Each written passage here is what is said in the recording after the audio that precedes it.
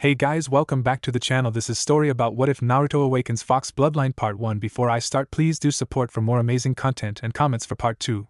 Do consider to subscribe my channel and share my video to your friends and check out the description as well. Let's start the video. Konoha, or the village hidden in the leaves. If you were to ask the people that live in this village, they would tell you that it is one of the most peaceful and bright. Overall, a nice place to live. But like anywhere else in the world, there is always a dark side. The problem is that people tend not to see it, ignore it, or they are part of it. Naruto, a boy of 8, was on his way home from a walk that he felt like he wanted since there wasn't much else he could do. He usually went for walks through the village when there weren't that many people. This usually meant that he could only go on them when it was extremely early or very late at night.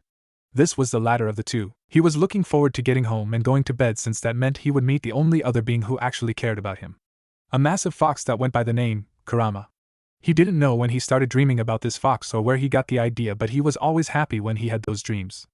At least he thought they were dreams. Naruto had actually met the fox when he was only 7 months old, when his caretakers at the orphanage left him in his crib for a day and ignored his cries since he was the only one in the room they left him in. During this time, he unknowingly tapped into Kyuubi's power and slipped into his mindscape. Flashback. He woke up in his mindscape, which was just a dark barren room, except for the massive cage with a paper tag with the word CO written on it attached to the center of the gate. Not liking the hard floor, Naruto began to cry, and it is this crying that woke up the sleeping demon fox. What is making that annoying sound? The booming voice made Naruto stop crying for a second before he started again, much to the fox's annoyance. Kurama the Kyuubi no Kitsune lifted his head and turned to look at the other side of the gate, and spotted Naruto on the ground crying. Kurama was dumbstruck because he could not believe that his container was this little meat bag on the floor and was crying nonstop. This is what I, the great Kyuubi, was sealed into. This weak crying child. The insult that bastard Yondaime gives me. If he wasn't dead already, I would kill him. All the yelling was able to quiet the baby, but he was now trembling from fear even though he did not know it yet. Finally decided to stop that annoying racket, did you? Kurama said as he took a closer look at Naruto. He could feel the fear that the baby had but knew it was from his yelling and not from him being a demon. If I kill him now, I could be free from this prison and find that mask-wearing Uchiha and tear him apart, thought the Kyuubi, but he decided not to do this. Despite being a demon, he was not evil. He would not do such a despicable act even if it meant his freedom. 2. Seeing the trembling baby, the Kyuubi moved one of his 9 tails to pick him up and bring him close to get a better look. Such a tiny little speck, he said as he looked at Naruto.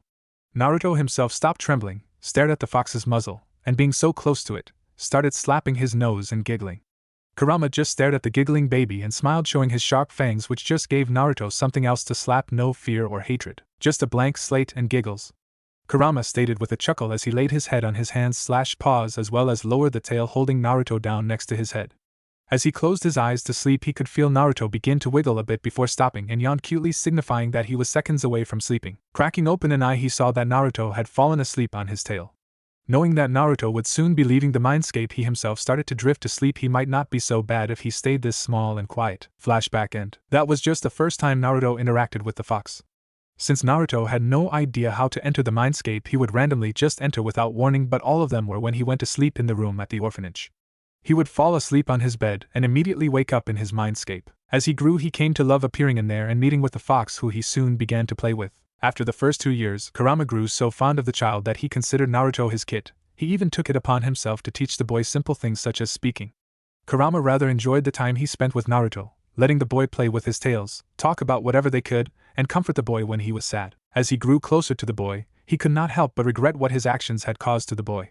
He wished with everything he had that he wasn't responsible for how Naruto's life was, with people chasing him, beating him, tormenting him, and not seeing him as what he truly was, a kind, gentle boy looking for someone to acknowledge him. Naruto, for his part, started to see the fox as an imaginary father figure, since the only time he saw Kurama was when he fell asleep. He would enjoy his time talking to Kurama, playing with Kurama, and having someone close to him, but he always thought that it was just his imagination manifesting what he always wanted in the form of his favorite animal. When Naruto was 4, he had told the Sandaime, Hiruzen Sarutobi, about his interactions with the fox, much to the old man's shock. The old man nearly had a heart attack from hearing how that the boy talked to it, even playing with the massive demon. After composing himself, Hiruzen had told Naruto never to trust anything the fox tells him. This confused the boy, who wondered what was the problem with playing with his friend, but in his naivete, he nodded his head. Naruto had agreed to what Hiruzen said, but since his attention span was very minimal, he forgot about it that night when he was using Kurama's tail as a makeshift slide, much to Kurama's amusement. As time went on, Naruto grew even closer to Kurama, which was the highlight of every single day. To go to bed so he could fall asleep to meet up with Kurama. They were so close that even Naruto's first word was an attempted saying of his name, Rama. even if Naruto didn't remember that, Kurama did. As Naruto thought about meeting Kurama again, his smile grew even more and he began to run home so he could get there faster. Unfortunately, Naruto didn't know that he was being followed by someone that had malicious intentions. Naruto ran as fast as his little feet could take him, whining to himself. Why did I walk so far? I should have gone to the playground instead. He was glad that no one was out at this time of night since he wouldn't have to deal with the glares and whispers. The people may have thought that they were being subtle, but this was not the case. As Naruto ran past an alley, he felt someone grab him by the back of his shirt before he was thrown into the said alley. He impacted the wall hard, causing the world to go blurry and blood to begin dripping down the back of his head. Through blurry vision, he looked up to see that he was surrounded by a group of people. From what he could see, some of them were kids older than him, and an adult. He shook his head to try and regain his vision, but he was suddenly kicked in the head hard enough to cause spots to begin to show. The group of attackers was a group of genin, some looking like they just were made genin, a few older ones, and a chunin. The chunin had met up with this group of 7 genins, and told them that he was going to teach them how to take on a monster. The younger genin felt some reluctance about going against the monster, but the chunin had met up with the parents, and told them exactly who they were going to be attacking. The parents couldn't say yes faster. The parents encouraged the genin that what they were doing was extremely important to the village. It didn't help that the older ones had bullied the blonde at the insistence of their parents, and their own misconception of the boy being the reason someone they knew was dead. One of the younger ones, a boy with brown hair, looked at the chunin. Hey, what are you going to teach us? He asked as the older genin were kicking the down blonde. The chunin, who was leaning against the wall at the entrance of the alley, smirked at the boy. I'm going to teach you how to kill a monster. This caused some of them to stop for a minute, but it didn't last long when they remembered that this was the village monster that their parents and teachers have told them about. The chunin pushed off the wall and moved closer to them. Now, did you all bring your kunai and wires? The genin nodded their heads at the chunin's question. The chunin smiled almost maliciously as he began. Good. Now the first thing you should do is tie up its arms and legs. Naruto had heard what the man was telling the genin, and he tried to crawl away since the genin were all looking at the man. He wasn't as stealthy as he had hoped since he was struck in the leg by a kunai. Aya! He held his leg as he looked at the back of it to see a shuriken sticking out of it. Don't think you can get away. The chunin tried to keep the malice from his voice, but a bit of it was noticeable to the blonde. He looked to the genin and motioned his head to the now bleeding boy. Well, go on. Tie him up. Naruto tried to get to his feet and limp away, but he found himself falling back to the ground when one of the kids swept his feet from under him. He tried to get away from the laughing older kids, but they were stronger than him, and he was outnumbered. He soon found himself tied up in sharp ninja wire that was tied too tight as they were cutting into his skin. Good. Now he grabbed Naruto by the hair and lifted him in the air. He couldn't help himself as he punched the boy in the stomach hard, causing Naruto to cough up a bit of blood. Once that was done, he stabbed a kunai into the wall and hung the boy by the wire that was around Naruto's wrists. Naruto tried to regain his breath from the punch, but it became harder when he felt a rag being shoved into his mouth. The chunin finished gagging Naruto before he pulled out another kunai and looked to the genin. Now, before we get to the actual lesson, we will be having some target practice. The genin looked confused at this but listened to their superior. Now you are going to learn to hit vital points on a monster, but to make things easier for you, I will mark the spots that will make it easier to kill monsters. The first spot is he lifted his kunai and stabbed Naruto in the leg. Here. He pulled the kunai out before stabbing the other leg. Here. In the right foot. Here. In his hands. Here. To finish it off, he didn't stab the boy. Instead, he ripped off Naruto's shirt and used the bloody kunai to cut a circle with an X in the center just where Naruto's heart was in here. You must aim for these spots before you can kill a monster. Naruto's screams of pain were muffled by the rag and he could do nothing but flinch in pain and cry. He felt his world spin as he began to feel nauseous, and he began to internally beg for help. Hokage Gigi Rama-san, help please. Kurama snapped his eyes open at the boy's mental pleas for help. Lifting his head up, he began to see through Naruto's immediate thoughts, and saw what was happening to his kid at that very moment. Shit. What do you shitty brats think you're doing? Don't you dare hurt my kid! Damn it! What the hell is that stupid monkey doing? When you actually need that old fossil, he isn't around. He screamed as he rammed into the gate over and over again. After a few seconds, he decided to pour his chakra into Naruto, hoping to heal the wounds already on the boy's body. The kids didn't feel bad for the boy since they were used to beating up the boy, and every time they did, they were praised by their parents. It was also not the first time that they had seen Naruto bleed excessively, since they had seen some of the adults do things similar to the blonde before. The Chunin then moved behind the kids as he spoke. Okay, ready your kunai. The kids nodded as they all pulled out their weapons. Naruto tried to wiggle his way out of the binds, but the more he struggled, the deeper the wires cut into his wrists and ankles. Take aim. Naruto looked up to see the other kids were ready to throw. Fire. The Chunin grinned wickedly at the hanging boy. Naruto closed his eyes as he saw the kunai fly at him. He grunted in pain when he felt the piercing of his flesh from the metal weapons. He wanted to run, get away from everything, and to hide from the mean people, but he couldn't. After 15 minutes, the kids stopped, as they had run out of kunai and shuriken. They would have picked them up, but almost all of them were covered in blood. Naruto was covered head to toe with cuts, holes, and blood.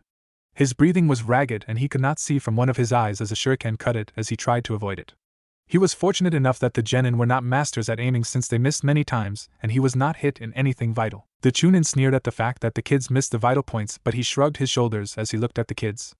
Well, you didn't kill it, but you made it bleed. Now what? The Chunin stared at Naruto for a second and smirked. Now you go home. He saw that they were about to protest, but he brought up his hand. You did well. You wounded a monster a lot, so I will inform all your senseis about this. They will reward you when they hear this, and your parents will be proud of you. This caused the genin to smile as they all nodded. Good, now head home. He watched as the kids began to leave with a smile that could be considered proud. But the second he knew they weren't anywhere close to him, his smile became malicious. He turned to the still bleeding boy and started yanking the few kunai that were embedded in the boy harshly. Rotten brats couldn't even kill a tied-up target. The man began to beat the hanging boy. Come on. Let me hear you scream. He began to focus his onslaught on the face as he laughed at the pain he knew he was dealing. Come on. Shout out for help. Let's see if anyone cares. He knew the boy couldn't since he was still gagged, but it was fun to taunt him. Naruto could only whimper now as he was in too much pain. Kurama was working overtime and healing the wounds that littered the boy's body, and thanks to the man who was still beating the boy, he kept getting more wounds to heal. After Naruto's face was barely recognizable, the Chunin smirked at the bloody mess that used to be a cheerful boy. You know, those brats may have made you bleed, but looks like I get the honor of killing you for what you did 8 years ago. He channeled chakra into the kunai and stabbed it into the boy's stomach with the intention of causing the boy to bleed out. With this, you will die slowly and suffer a small fraction of the pain you caused. Although this was said, the Chunin had no noble intentions with his actions. His whole plan was to have the kids beat the QB brat until he was either an inch from dying or actually died. If the boy was an inch from death, he would finish the boy off, and if he died, it didn't matter. Once either was done, he would take the credit for it and be hailed as a hero. And with the tip he received from an anonymous source, he knew that it was the best chance to do it. What he didn't realize was that the chakra in the kunai caused a disruption in the flow of the QB's chakra, causing the healing to slow down immensely. Naruto winced in pain from the kunai now in his stomach as he slowly tried to open his right eye, since it was only swollen and not cut. Although it was extremely blurry and filled with black spots. He cried at the pain he was feeling and couldn't think much of anything anymore since all his attention was on the pain. The Chunin noticed the open eye and sneered at him. Oh? Still alive, huh? He smiled as he noticed the ragged breathing and the fountain of blood coming out of the boy's gut. He knew that the boy was not going to live through the amount of fatal wounds the boy had. He grabbed the boy by the hair again, pulled him off the wall, and swung him against the opposite wall again and again. Leaving you here would just leave a mess that no one is going to clean up. So you know what? He brought him to eye level again. I'm leaving your filthy corpse in that shitty apartment, so you can rot. The Chunin then shined away to Naruto's apartment. Outside of Naruto's apartment, once he arrived at the rundown apartment complex, the Chunin moved to a window that he saw led inside.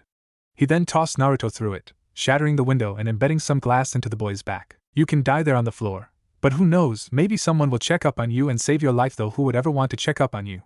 He said, knowing that no one even lived in the complex anymore since everyone moved out when Naruto was given the apartment by the Sandaime. The man left laughing, ready to celebrate the death of the demon with his friend. Naruto lay there on his side with the kunai still in his stomach, staring blankly at the wall as the tears and blood continued to stream down his face.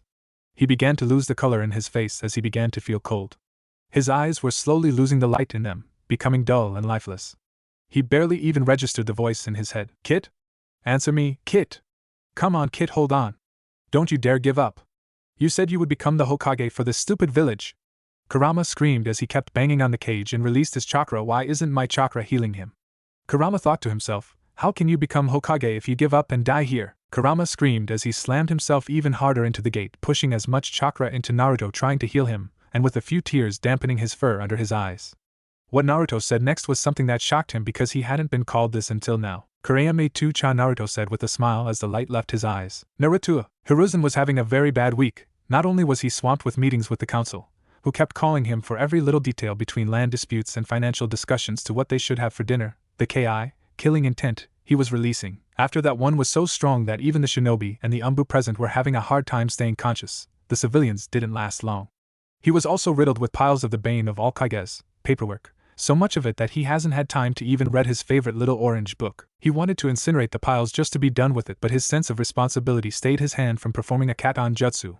Well, that, and an umbu with long purple hair wearing a cat mask stopped him from finishing the hand signs. He did get some sense of satisfaction when he did burn one document, and after the small lecture that he got from Nico about not destroying an important document, he pulled out an exact copy of the document from the pile of finished and signed work. The mountains of paperwork turned out to be multiple copies of the same new pieces of work that was given to him, and he couldn't destroy them because he wouldn't be 100% sure if there wasn't anything really important in the pile, so he had to do it the old-fashioned way by going through each one at a time. I swear, these fools can't do anything other than annoy me with these useless requests. I'm getting too old for this and I need to find a replacement for this. Maybe then I can finally get to read without any problems, Hiruzen mumbled to himself as he continued to stamp another document. He paused for only a moment when he heard a knock from the door. Looking up, he saw it was Inu.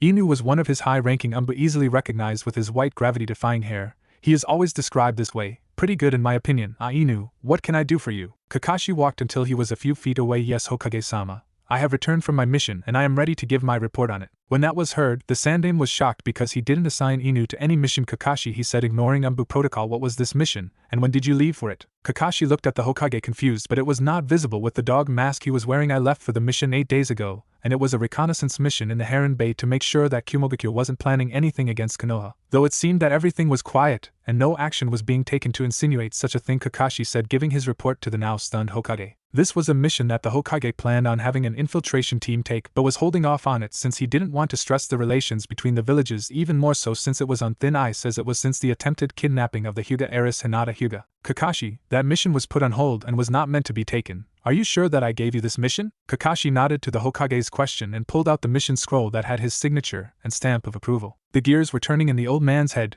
He had no recollection of assigning this mission to Kakashi since at this time he was supposed to be on guard duty for Naruto to keep him safe from any of the villagers that might harm the boy during the festival, which happened to be his birthday as well, and that was 3 days ago. Jumping from his seat and tossing the scroll away, Hiruzen went to his crystal ball to see if he can find Naruto. Kakashi, startled by this and seeing the look of dread on the Hokage's face, went to ask the Hokage, "Sir, what's the matter?" Hiruzen, with a worried look, tried to locate Naruto by tracking his chakra signature but was having difficulty finding it. I've been in meetings nonstop this whole week, and you were sent out on a mission for that time as well, and I don't find it just coincidence that this happened the very week that the festival was happening. You know how the villagers get during that day," Hiruzen said while switching to the view of the ball to just see inside his apartment, but still finding no trace of the boy. Kakashi, realizing what was going on, urgently asked the question, "Hokage-sama, please tell me.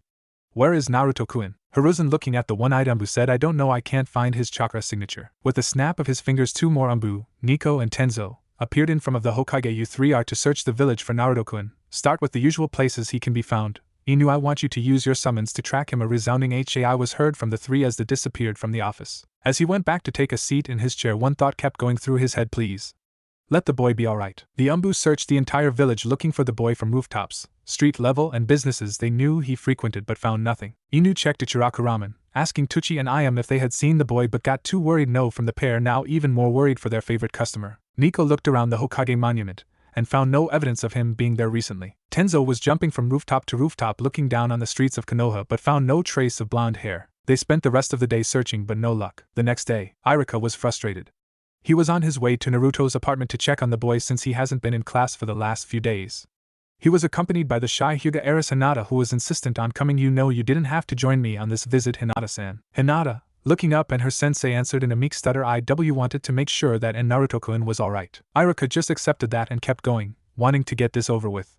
He knew about Naruto and what he held within, and although he didn't really hate the boy, he didn't like him either. He felt more indifferent to the kid, but deep down he did blame Naruto for his parents' death. He knew it was wrong of him to do so, but he couldn't help it. It was also that he didn't really interact with the boy much since he wouldn't be his teacher for another 2 years, but he was the only one that willingly went to Naruto's home. They kept walking until they came upon the apartment complex that was Naruto's home, and what they saw shocked them both. The complex looked like it was a condemned building ready to be demolished, with graffiti with the words "Die Demon" and "Go Back to the Hell." Support pillars that looked like it was roughly patched with wooden boards, handrails that were half gone, paint that long since peeled off, and broken windows that were sealed with cardboard. "This can't be the place, can it?" said Irika as he pulled out a piece of paper with the address on it, just to find that this was indeed the right address. Hinata was stunned, wondering how someone could live in this building, since she was so used to living in the Hyuga compound. "Hinata, are you coming?" Irika said as he was carefully walking up the extremely worn-out stairs. Hinata ran a bit to catch up with her sensei as he was halfway up the stair, careful with the 4th, 5th, and 6th step. They are really close to breaking. They finally got to the top of the stairs and headed to Naruto's door. Knocking on the door, Irika called, "Hey Naruto. Are you in there?" Irika could hear some sound coming from the apartment, but it was really quiet. "Hey Naruto, come out, we need to talk about why you haven't been in class." As he was screaming at the door, Hinata was standing back a bit looking at her sensei. Neither of them noticed that Inu was watching them from across the street, but what caught Inu's attention was that Irika seemed so sure that Naruto was in there, but when he was looking for the boy, Pakun could barely smell any of his scent in the apartment, which meant that it was only a residual scent, so he wasn't in there. But if the academy sensei was sure, then he had to make sure, so he kept watching at a distance. Irika, becoming frustrated, tried the doorknob and was shocked to see that it was unlocked. Pushing the door open, he and Hinata went inside, and they were shocked once more because of the mess of the small dining room they walked into, with a fridge directly to their left and a small dining table that didn't leave much room between it and the wall, a stove on the opposite side of the room adjacent to the broken window that was parallel to the door. Hearing sound from the door to their right, they both went towards it, having to go through a door frame that has a very short white flap to come upon a very small bathroom with a small tub, and next to the tub was a door that led to the toilet. But ignoring that door and walking to the ajar door that leads to Naruto's bedroom. While opening the door, they saw something scurry from the door that led to the balcony, which was on the opposite wall, to under the bed, which was directly to their left, but they couldn't see what it is very well since the lights were off and the window was covered with cardboard as an attempt to keep it sealed. Thinking Naruto was just fooling around with them, Irika decided to end this game with his big head jutsu. Naruto, get out from under there and stop acting like a fool, he yelled as his head grew 4 times its size. After the scream, they heard a yelp from the bed as something came out from under the bed and went to the other side of the room and huddled into the corner. Hitting the light switch, what they saw was not what they were expecting. What they saw was a small fox kid, think Kurama when he was younger but only slightly bigger than Puppy Akamaru, shivering in fear, eyes closed and tail wrapped around itself. Irika and Hinata stood there dumbfounded until Hinata decided to get closer to the fox kid. It's okay. We won't hurt you, she said as she reached out to touch the fox, but it flinched a bit when her hand touched its head, but as she started to pet its head, it began to open its eyes and look at the Hyuga girl. Hinata, seeing it open its eyes, smiled warmly at it, and saw that it stopped shivering so much, but was still somewhat afraid. Irika just stood there at the door wondering when Naruto got a pet fox, and why he got it, since foxes were hated in the village ever since the Kyuubi attack, but it didn't concern him so much. But as he saw Hinata pick up the fox, he saw something that made his heart stop. The fox had 2 tails. As that was going through Irika's head, Hinata was staring at the fox's eyes. Still looking slit like a fox's eyes, but the color is what grabbed her attention. They were azure blue, just like Naruto's. Your eyes are just like Naruto-kun's eyes. That statement did it for Irika. Hinata, get away from that thing, he said as he pulled out a kunai with one hand and pulled the girl back with the other, forcing her to drop the fox. That sudden action caused the fox to run in between their legs and out the front door, leaving them behind. Meanwhile, across the street on a building rooftop, Inu was confused as he heard Irika yelling inside the apartment, but from he assumed that Naruto was inside doing something to annoy the academy sensei, but he was relieved to know that the kid was fine and not harmed for now until Irika would begin lecturing him for skipping class. Turning to leave to tell the Hokage that he found Naruto, he stopped when he heard Irika scream, Hinata, get away from that thing. He turned back to the apartment just in time to see a small orange animal run out the door and heading down the stairs.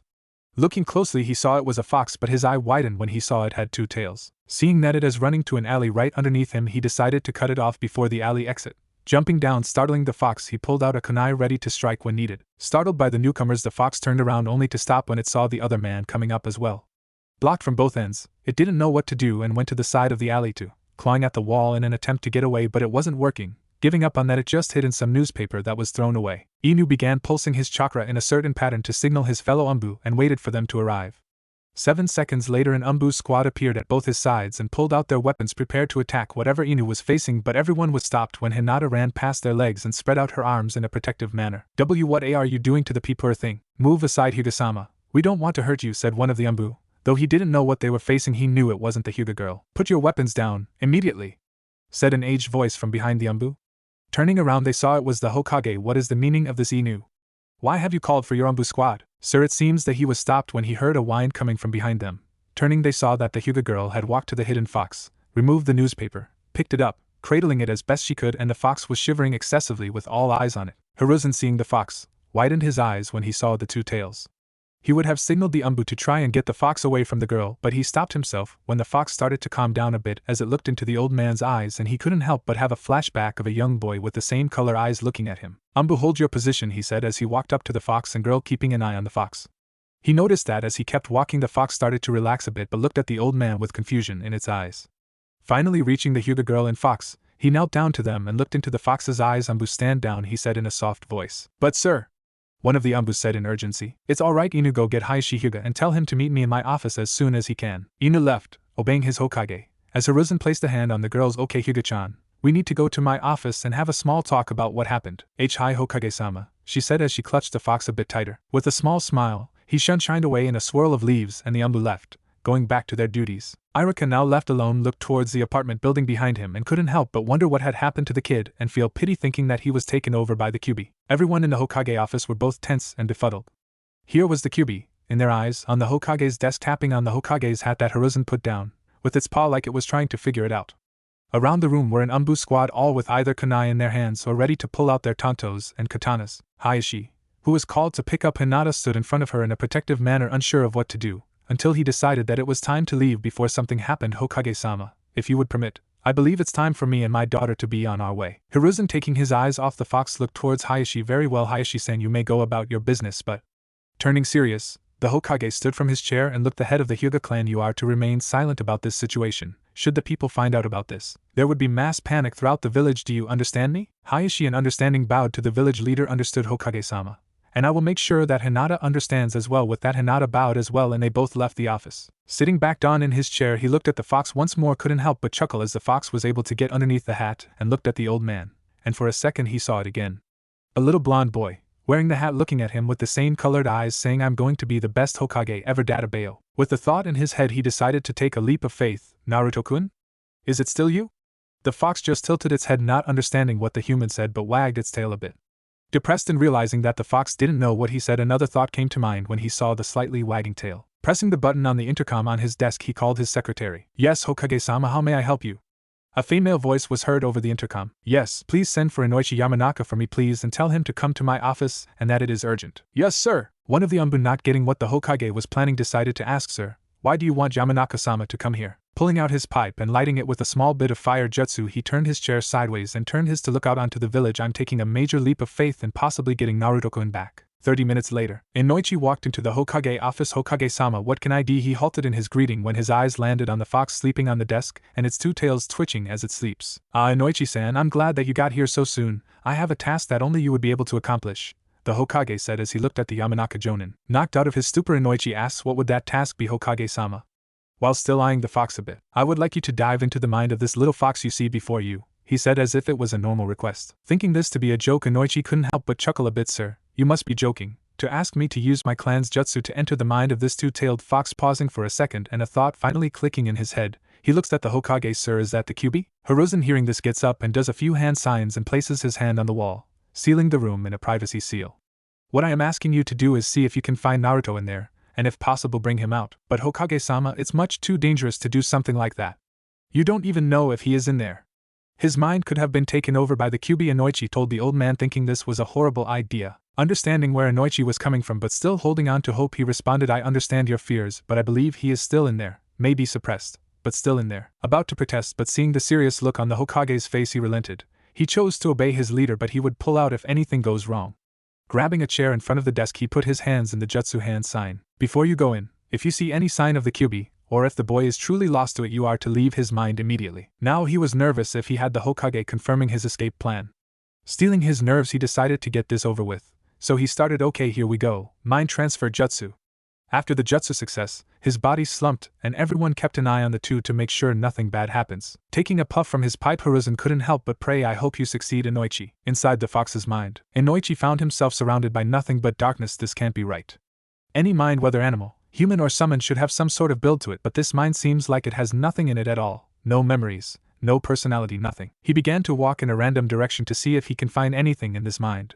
For 8 minutes he walked until he found himself falling. He didn't worry so much since he is skilled in mind walking, but it was a bit shocking to find himself falling in utter darkness. When he finally hit the ground, he was now surrounded by a sewer-like area, dark dirty yellow walls that had big cracks in them and debris all over the ground. With a loud groan he picked himself up and found that he was slightly wet. Looking down he saw that the floor had some small puddles and wet concrete. Dusting himself, he heard some noises coming from deeper within the tunnels and began walking towards it. He began to get a clearer sound of what it was. That sounds like canine yipping? He came upon a massive room and spotted the tiny fox playing with its tails close to an unlit area. Is that him? Walking closer to the fox, who stopped playing when he noticed the human and began backing away. The fox took a step back as Inoichi took a step forward slowly. On the third step the fox turned around and ran into the darkness. Wait. Inoichi ran after the fox until he was a few steps in the darkness, and he froze in fear when a pair of massive red eyes opened from within said darkness and stared at the shinobi. He was so lost in fear that he didn't have time to react to a massive clawed hand snatched him up and lifted him off the ground. What do you think you're doing here, Nijen? Have you come here to hurt my kit even more than those insects you call villagers? Inoichi couldn't speak. He had seen the Kyuubi from a distance during the attack, but he never thought he would ever be this close to it. For an extremely tense 10 seconds, neither said anything until a whine was heard and Inoichi looked to the top of the Kyuubi's head and saw the little fox, and then something clicked in his mind. He originally thought the little fox was the Kyuubi, but if the one squeezing the life out of him was the Kyuubi, then the little one must be Naruto. Hearing the Ningen, Kurama began to squeeze harder, thinking he should destroy the Ningen's mind as a message to any who did harm to his kit, but paused his action when he heard the Ningen wheeze out a question: "What did you do to him?" Looking at the man, Kurama paused his angry action enough to sense if there was any malicious intent coming from him. Detecting none, he decided to answer. It was an unexpected side effect in pouring all of my chakra into his body to save his life from all his injuries, and the kunai in his stomach. Feeling a bit of his breath returning and shocked at the new piece of information, Inoichi decided to get as much information about the situation as possible. What do you mean by kunai in his stomach? Did he try to end his own life, or was it an accident? Kurama, feeling his anger rise from this assumption, squeezed much harder than before. It was no accident. Some of your younger shinobi and one of your chunin that caused so much pain to him, and if I were able to, I would find them and tear them apart, but keep them alive so they could feel every bit of my fury. Kurama screamed, releasing a good amount of ki, but stopped when he heard a small whine on the top of his head. Calming himself down, he released a calming breath and put the Ningen down, and using his tail he picked Naruto up from his head and moved his tail to be directly in front of him on the ground so the kit could sleep on his tail. After the kit snuggled a bit in Kurama's tail, he was fast asleep. Inoichi, still wary of the Kyuubi but a little calmer, finally noticed something about the fox. The Kyuubi looked like it had been starved and dehydrated for a long period of time, having its bone structure somewhat visible. Think of when Naruto pulled out the Kyuubi's chakra in Shippuden. Another thing that shocked him was the fact that the fox only had one tail. What happened to you? He involuntarily asked. Still not feeling any ill intent, he looked down at his sleeping kit. Kurama decided to answer his question. I used almost all of my power to save him, leaving me with an extremely small amount left for myself, but I shall regain my power over time, he said with a sigh. But I worry about the kit. This whole thing never should have happened to him, and I'm afraid of what will happen now that he is like this. Inoichi could understand what the fox was going through, as the look that it was giving was the look of a very worried father, and he knew it because he gave it several times with his daughter Ino. Deciding to continue and have a bit of trust in the demon fox, he began, "May I ask you a few questions, Kyuubi?" Tearing his sight from the sleeping kit, Kurama looked at the ninja and nodded for him to continue. What happened to Naruto? As in, he seemed to not recognize anyone or anything, not even the Hokage, who we all know he views as a grandfather. I have sealed away all his memories so he wouldn't deal with the incident that caused this, he said as he gently nuzzled the kit. That got the ninja's attention. Impossible. The only way that he could do that is if he had full access to Naruto's mind, but he shouldn't have that since he is sealed. He then looked around and noticed the cage doors off their hinges, broken, laying against the walls, with the seal tag underneath one of them.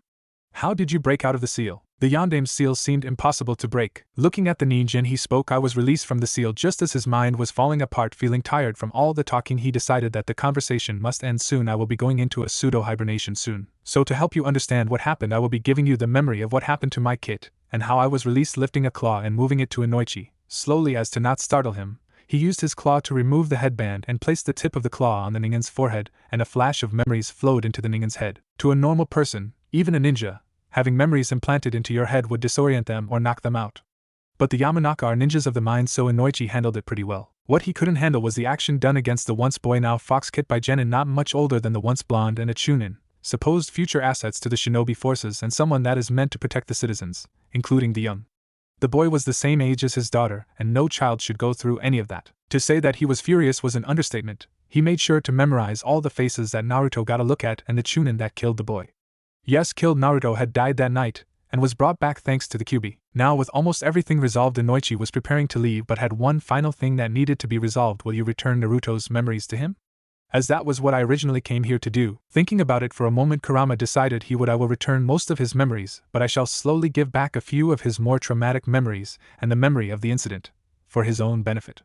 My kit should not be hindered by them anymore. He might have a slight change in his personality, such as being a bit more mischievous, but other than that he should be the same Naruto we all know. Also, do not tell your Hokage about me, and don't tell Naruto that I am real yet. Now Inoichi was confused by that statement, since it seemed that they already met, but before he could ask, Kurama answered. The old monkey doesn't and will not ever trust me, so it's best to say that you got these memories from the kid's mind and tell him an altered version of how this happened, for if he knew, he would do everything in his power to keep me from my kit. And as for Naruto, for the many years that he has known me, his childlike mind has come up with the idea that I am a figment of his imagination, brought up in his dreams, since he has only ever interacted with me as he sleeps, and I don't want to burden him with the truth just yet. I will wait until he is a little older. I just hope that when he learns the whole truth he will forgive me, he said as he gave a small little lick at the still sleeping kit, and chuckled as the kit just snuggled deeper into his tail. I am asking you this as a father who wants what's best for their child, and I believe this way of doing things would be best. Inoichi didn't like the idea of keeping secrets from the Hokage but reluctantly agreed to this and chose now to leave the boy's mind. After giving another secret request only meant for Inoichi, he watched the ninja leave. Sighing, Kurama leaned his head down, closing his eyes, and went to sleep with one final thought entering his: I'm sorry Naruto, I hope to see you soon when I wake up and that you will forgive me. Back in the Hokage's office. 40 minutes had passed since Inoichi jumped into the fox kid's mind, and the only reaction that he gave were a few grunts of pain and an angry scowl that appeared on his face. Hokage-sama, should it normally take this long for Inoichi-san to retrieve memories? Asked Inu. Hiruzen, already finished with his first set of tobacco, simply sighed. No, Inu. Normally he is able to retrieve the memory he is looking for within a few minutes if he knows what he's looking for, if not then 10 to 15, but with the amount of time he has been in there I worry he might have come across a problem. At that moment Inoichi bolted awake, shocking everyone in the room as he took several breaths of air and regained his bearings. After a minute he looked at Hiruzen and decided to give his report on the memory retrieval. Hokage-sama, mission accomplished with a bit more than I thought I would get. Hiruzen looked at Inoichi with a serious look and began: very well Inoichi-san. Begin your report about what happened in there. So let me see if I have everything in order, Hiruzen said as he recounted what he had just heard from the Yamanaka clan head. You found Naruto deep within his subconscious, hiding in fear but not sure of what was going on around him, which is why he didn't recognize us in this new form, he said, pointing at the fox sleeping on the desk, and you were able to bring him out of this as well as see what happened to him, he finished, looking at Inoichi. Yes, Hokage-sama. It was shocking to find out what the boy had gone through. Hiruzen nodded his head as he thought about what he was told. And you said that you saw the QB still sealed and weakened? Yes sir, Inoichi had told the Hokage that the QB was still sealed behind the bars with the seal tag still in place, and that the reason for the change was a shortened, altered version of the truth, being that the Fox Force healed Naruto to save its own life, because if Naruto dies the QB would die as well, even if it would take some years before it would reform in the world, and this was an interesting side effect as the demon proclaimed. But the truth was more complicated than that. Flashback memory transfer. Kurame tu cha. Naruto tutu. Kurama kept ramming the bars, trying everything in his power to save his kit. As the mine began to crumble and fall apart, with chunks of the ceiling falling to the ground and huge cracks showing up on the walls, he was becoming desperate, and even begging for some sort of miracle. But it was the fading of both the walls and ceiling turning into nothing but a black abyss that finally made him stop in despair. No, he softly said as he leaned his head against the cage, all my power, and I can't even save him. So lost in his thoughts he didn't notice a figure appear in the center of the crumbling room holding the still form of Naruto. QB. Hearing this, Kurama lifted his head from the cage doors and saw someone he never thought he would see again, Minato. He screamed in anger but stopped. Looking at the still form of Naruto in the Yandame's arms, he took a deep breath before he asked in a subdued tone, can you save him? Minato, surprised by the tone the QB was giving, looked down at his son, and with a few tears rolling down his face he begrudgingly answered, I can't. This was something that Kurama didn't want to hear. What do you mean you can't? This is your son and you can't even use any kind of jutsu to save him. Kurama's ranting slowly died when a thought came to mind. It was a risky move since he wasn't sure about what would happen, but if there was a chance it would work, he would take it. Can you release me from this cage? He asked quickly, because for his idea to work, he needed to do it fast. Minato looked up at the fox with a critical eye. Why would you ask me to release you when you know I don't trust you? For all I know, you would just finish what you started before and destroy Konoha. Kurama slammed his fist against the bars as his panic and anger drove him to continue. Fool, I want to save my kit from death, and I can't do it with all my power still held back by this seal. Minato looked at the QB with a calculating gaze. It was just so unexpected, and what happened next just made him even more confused. The QB bowed before him and begged, please, I'm begging you to let me save my kit. If you don't hurry we could lose him forever, and he doesn't deserve to die like this. The mindscape was already half gone, and the remaining ceiling was already dropping concrete pieces around them. Kurama, still in the position, was hoping that Minato would do it, and to his shock, he heard a rip of paper and metallic clanks right afterward. Lifting his head he saw that Naruto was placed on the floor in the center of the room and Minato opening the gates. Try anything funny and I will immediately seal you in again. I may be just a chakra construct but I still have the power to reseal you, Minato said in all seriousness. Kurama, ignoring the threat, quickly opened the gates, moved to Naruto, wrapped him in his tails, and pushed all of his chakra into the boy. Real world, on the floor of Naruto's apartment. Naruto's body still lay there with no light in his eyes, no movement of breath, it just lay there lifeless. However, the seal that was on his stomach began to glow and increase in size. The kunai that was still in the boy's stomach acted as a sort of block for the chakra, keeping it all from leaking out, much which kept it from being sensed from any sensor in the village. The seal continued to increase in size until it covered the whole body in a glowing light. Kurama kept pushing his chakra into the boy and was able to stop the deterioration of the mind, but it wasn't enough to bring him back. Damn it. It's not working. He kept trying to bring his kid back but knew that his lack of success was from only being half of himself. If I had even a sliver of my yin chakra, I would be able to save him. Kurama said, thinking of how Minato split him in two and sealed the in half into himself before he sealed him, young Kurama, into Naruto. As he thought of his inside, he felt a trickle of it really close to him. Looking around, his eyes landed on the Minato chakra construct, who decided to stand aside and watch as he tried to save the boy. Looking down to think for a second, Kurama thought of a possible solution before looking at Minato. Minato, I need your help in saving him. Minato looking at the QB questionably he was about to ask but was answered before he could. I believe you have a bit of my other chakra half, not a lot, but enough to save Naruto. My guess is that when you sealed my in half in yourself and then made the 8 trigram seal, a bit of it was mixed into the chakra construct since it was made from the real Yandame's chakra. What I need you to do is place your hand where Naruto is and I can divert it into the boy. Unsure, Minato asked, what will this do to him? QB quickly answered, with it, I can bring him back. Without it, I can only stall his soul from leaving. Agreeing to it since it will save his son, Minato quickly moved to the spot where Naruto was and placed his hand on the tail that completely covered the boy. Kurama started to move the In chakra into the boy and prayed to his father that it would work. Real world. Naruto's body began to glow brighter until it was encased in a ball of light that went unnoticed by anyone, with the festival fireworks going off outside as the rain had stopped not long ago. Naruto's mindscape. Kurama was losing a lot of power in saving Naruto, but he didn't care. He didn't care his tails were disappearing one by one. He didn't care that he was losing muscle mass and size, but what he did care about was that the process was working. He could feel his kit starting to return and light was coming back into the mindscape. He finally reached his limit, but it was done. He removed his remaining tail and was shocked to see that instead of a human body, there lay the body of a small fox kit. Real world. The orb of light died down with the kunai flopping to the side with signs of turning to dust from the concentrated demon chakra going to it. There lay an unconscious fox kit peacefully unaware of the world around it. Naruto's mindscape. Minato was stunned silent for a moment. What happened to him? He yelled, glaring at the QB. It must have been a side effect of so much demonic chakra used to revive him using both the Yin and the Yang chakra when they are separate instead of together. The blasted kunai was somehow keeping my demonic chakra from leaving his body much. Too much of it not really speeding through his body, and it converted into this to compensate. So what will happen to him now? Minato said, looking at the fox kit. I don't know.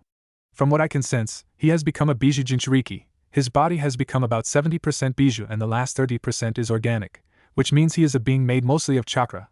So as he gets older he will be gaining tails since at the moment, he only has 2. Minato crouched down to the kit so he has the same amount of power as if he accessed 2 tails of your power? Shaking his head, Kurama clarified, no. The amount of tails does not always signify a demon's power. Sometimes it is a sign of its age. This is all speculation since there have only ever been us 9, and this has never happened before. Minato got up from his crouch and looked at the fox. So what happens now? I will be sealing away his memories for a bit to remove the negative effects they will have on him, and as for you, he said, pointing at Minato, I shall reseal you into the seal so you may talk to him at a later date. Looking a little sheepish and rubbing the back of his head, Minato asked, will he be able to speak to Kushina-chan as well? Looking down on him, Kurama couldn't help but ask with some strain in his voice, you sealed a construct of her in here as well? With Minato's nod, Kurama sighed, that will be up to you when you and the kid meet, but now that he is safe I believe it's time to end this whole thing. And with that Minato nodded his head before he slowly vanished back into the seal. Tired and out of power, Kurama laid down in front of the kit, and couldn't help but smile at the little thing. Real world. Naruto's apartment. The little fox kit began to wake up. Opening its eyes to reveal slitted azure blue eyes. Stretching its front legs and yawning cutely, much like a cat, he shook his head and looked around, not knowing where it was. Looking around, it began to find a way outside and began to scratch at the door, hoping to open it, but to no avail. Giving up, it looked around again, and noticed the door leading to another room and went inside, finding some furniture and bed. It looked around and finally noticed its 2 tails swishing gently behind it. Crouching a bit, it jumped at them but missed as they turned with its body. It tried again and again for several more times until it grabbed one and started to wrestle with it, and did so for a while. Flashback end. Hokage office. Inoichi was pulled from the memory when Hiruzen asked if he remembered the people that attacked Naruto. Yes sir. I remember the faces of the man and genin that caused this, he said with venom in his voice when he spoke about these individuals. It bugged him even more since the look on the older genin's faces were close to malicious against the boy. Good, you will be leading an Umbu team to collect the Chunin to receive punishment for his actions.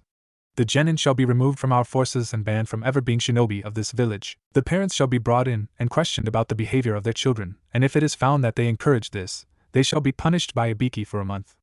I would have them executed, but since they have children that shall now remain as civilians, they shall remain alive. I will also be having my personal Umbu investigate the council, since it could only be one of them that had the chance to create that mission document that Inu received with the Hokage seal on it.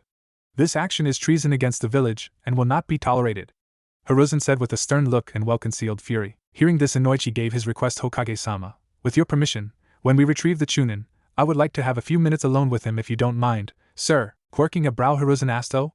And why is that? Inoichi, standing up straight, responded, His actions against the child have brought great discomfort to me, and I would like to be the one to deal some punishment to the man." Hiruzen, looking at the Yamanaka, couldn't help but think there was more to this, but he agreed all the same.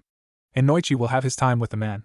If only he knew that the man's punishment will be done a little more thoroughly." Trying to think about what to do with the fox kid, he decided that the fewer people know about this the better. So turning to Inu, he began to prepare. "Inu, I would like you to place Naruto-kun here under a sleeping genjutsu as I make some preparations." Inu nodded his head and walked to the sleeping fox and shook him awake. Slowly opening his eyes, Naruto groggily got up on all fours and stretched by lifting his butt and tails in the air while pushing his front paws in front of him, like a cat. Finishing his stretch, he sat on his haunches and with his eyes still closed wiped his face with his right paw. He finally got some of the sleep out of his eyes and looked up at Inu as the ninja moved his umbu mask and headband a bit and revealed an eye with a scar going vertically over it, and the iris of the eye being blood red with 3 tomos in a triangle formation. "Sleep!" Naruto was extremely uncomfortable when he saw the eye, but he couldn't think about it as a second later his eyes grew very heavy and fell on his side asleep once more. Putting both his headband and umbu mask back on, Inu turned to the Hokage. "He will remain asleep until I release him from the genjutsu, but if I may ask, what do you plan on doing, sir?" Getting up from his seat, Hiruzen picked up the, once again, sleeping fox and turned Inu. "It is something that I feel must be done." He turned to Inoichi before continuing, "When you retrieve your query, you are to take him to the Umbu headquarters prison cells. Once that is done, Inu, you are to go to this address," he said as he gave Inu a slip of paper. "You and Inoichi will receive instructions when you arrive." Inoichi paused for a moment and asked, "Sir, why will you not give the instructions now?" With a stern look, he answered, "This situation has brought some things to light, and I want to play this really close to the chest. I'm not willing to gamble on this so much, so this must be done quickly and quietly." Everyone, in understanding, nodded their heads and thought about the whole situation. "What are you waiting for? You have your missions, now get to it!" Hiruzen all but yelled at the ninja in his office. With that, they all went to complete their missions, and Hiruzen left with Naruto in a shunshin. With the search team, Inoichi followed the tracker of the Umbu team as they made their way towards their target. Inoichi wanted to personally retrieve this man, as it was sickening that someone in their forces could be so cruel to an innocent. It didn't take long until they arrived at the entrance of a bar, and a celebration could be heard from the outside. "Yay! With its death, the village will be at peace once again. I bet the Hokage will beg me to be his personal Umbu guard," said their target as he and a group of 5, who are presumed to be his friends, made a toast. "Man, they might just make you the Hokage after you've finished what the Yondaime set up for us." "Hell yeah, and when I do become the Hokage, I will promote all of you guys to Jonin. We will be living the good life after this, boys." Several of the other patrons were watching the celebration with smiles on their faces, hearing that the demon was gone, some saying they will buy the man a drink. Hearing enough of this, Inoichi gave his orders. "I want 4 of you to stay here in case some of them try to escape. The remaining 5 will arrest the celebrating party, and one of you will join me in apprehending our target." Getting nods, he walked in, heading straight for the man. Once in front of the group, he made himself known. "I am sorry to tell you this, but your celebration has come to an end," Inoichi said in a professional manner. Everyone in the bar stopped what they were doing and looked to Inoichi. The Chunin asked, "What do you mean? We should be celebrating for weeks after I killed that demon brat. Am I right, boys?" Everyone in the bar shouted out, "Yeah," while raising their mugs. Temper rising but holding on to his composure, he continued, "You are under arrest, sir, for misconduct to a superior officer, assault on a child, manipulation of genin for your own goals, breaking and entering, and attempted murder on a citizen of the Leaf. In fact, you and everyone else celebrating are under arrest as well for breaking the Sandaime's law." Hearing this, they all got up from their chairs screaming, "What the fuck? You can't be serious?" In the blink of an eye, everyone apart from the main target were tied up in wire coming from the team of Umbu. Everyone tried to get out of the wires but soon stopped when the Umbu began to pull out their blades. Angry at the turn of events, the Chunin turned to Inoichi and threw a right haymaker. Unfortunately for him, it was caught by Inoichi, and with minimal strength, Inoichi threw the man over his shoulder and slammed him onto the ground. "Let me add assault on a Jonin officer and one of the heads of the Konoha torture and interrogation force." With one final punch to the face, the Chunin was knocked out and pulled onto his shoulders. Turning to the Umbu, "Take them away, I will handle this one," and with that, they all left, leaving everyone else in the restaurant stunned about what just happened. It had been some hours since the group that attacked Naruto had been captured and put into the Umbu headquarters prison cells, which to the people outside only looks like a common storage warehouse located at the west side of the village. Inoichi was walking past several observation windows with some things going through his head. "I won't have a lot of time to do this, but for this, I won't need it. Just do it and return before Kakashi can return from his report." Flashback. After everyone was dropped off at the Umbu prison, Inoichi and Kakashi had arrived at the address that was given to them by the Hokage. That was located in one of the forests just outside the village. "Well, this is the place, so we should head inside," Kakashi said as he and Inoichi walked through the door of a small cottage with trees as a sort of barrier at the back of it. As they entered, they noticed several seals around the cottage and in the main room, and saw Naruto sleeping on a coffee table with a small note next to him. Walking up to him and picking up the note, Inoichi read the note out loud. "The both of you are to guard Naruto until I arrive in a few hours. Inu, you are to check on the genjutsu and make sure that it remains. After you are sure that it is still stable, you are to report to me to discuss some things, and Inoichi, you are to remain with Naruto. After hearing this, Kakashi looked at Naruto and pulled off his mask, revealing his dull-looking right eye while his other eye was covered by his hitite, which was slanted in order to cover it.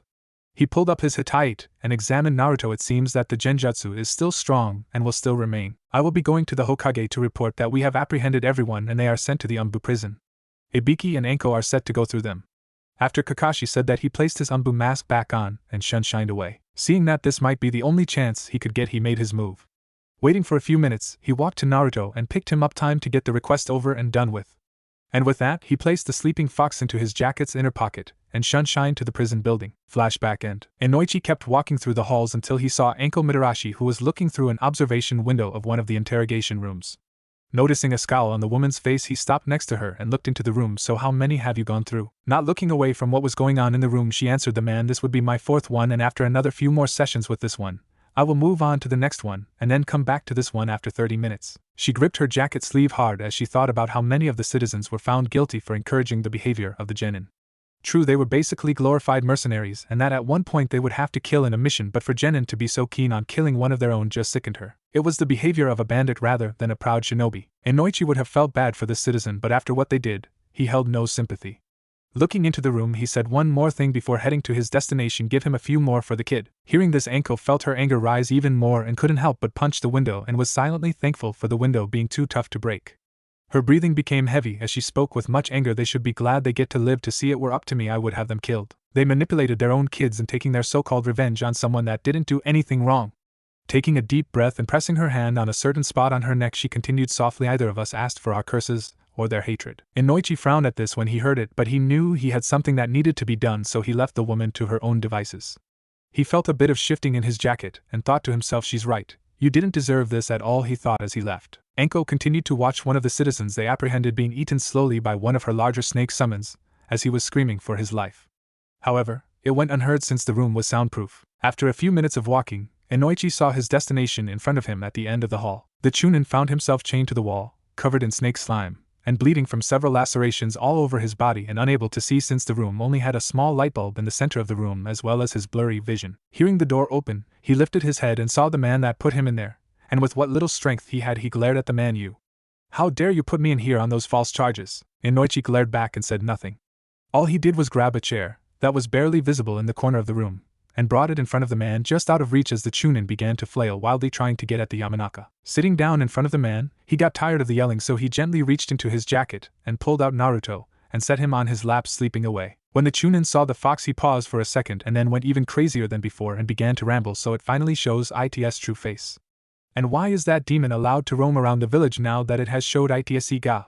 He was silenced when Inoichi grabbed hard on his head with one of his hands. Placing his other hand gently on Naruto's head, he spoke quietly with venom in his voice, this is a request that I agree on, so I hope that after this meeting, I never see you alive again. Ninja art. Mind transference. Inside Naruto's mind, the Chunin found himself in a rundown sewer-like area, you know the one, and was confused as he looked down and realized that he was healed.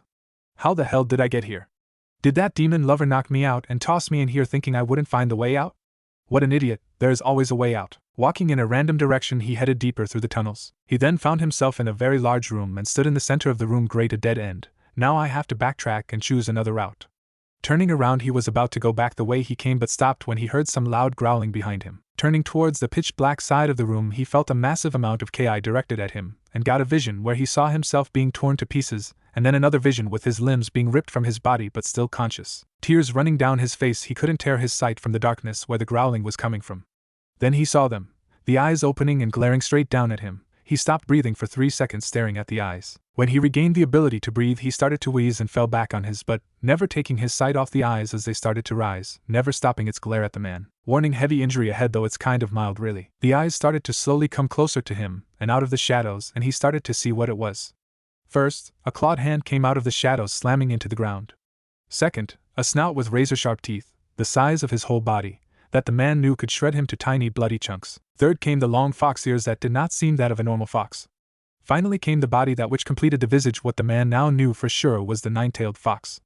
In fear and panic, the man began to crawl away towards where he came from as fast as he could. He kept tripping and stumbling as he moved, not able to get to his feet, and before he could make it far, a metal gate was thrown in front of him, blocking the exit. In a small whimpering voice, he begged with a non-stop stream of tears flowing down his face as well as trying to get through the bars of the cage door blocking his path. No, please Cammy, save me. Let me out, let me out, let me out, I wanna go home.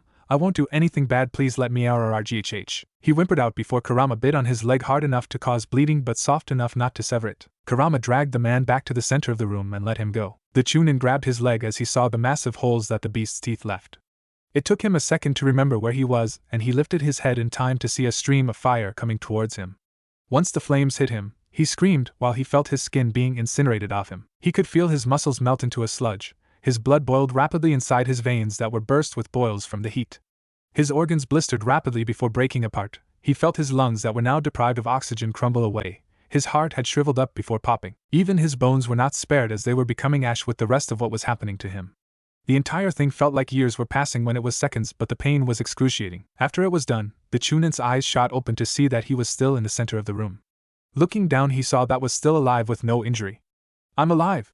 Haha, it was nothing but a genjutsu. I bet that stupid demon lover put me in it.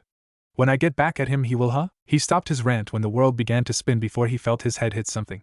Moving his eyes he saw that there was a headless body going limp. What the? He realized that he could speak and that his neck was in pain, but as he tried to move, he realized that he couldn't feel anything but pain. His head felt like someone pierced it with a burning kunai, but he couldn't scream. In fact, no sound was coming out of his mouth. He then felt something on both sides of his head and was moving into the air. His eyes widened when he saw the QB staring at him with rage in its eyes. Kurama held the man's head between his index finger and thumb. He felt contempt at the ningen's head before he squished it. The Chunin's eyes shot open to see he was sitting in the center of the room again. In a panic, he got up on his feet and looked around and looked up to see the QB looking down at him. He screamed and tried to run away but then felt something grab his arm.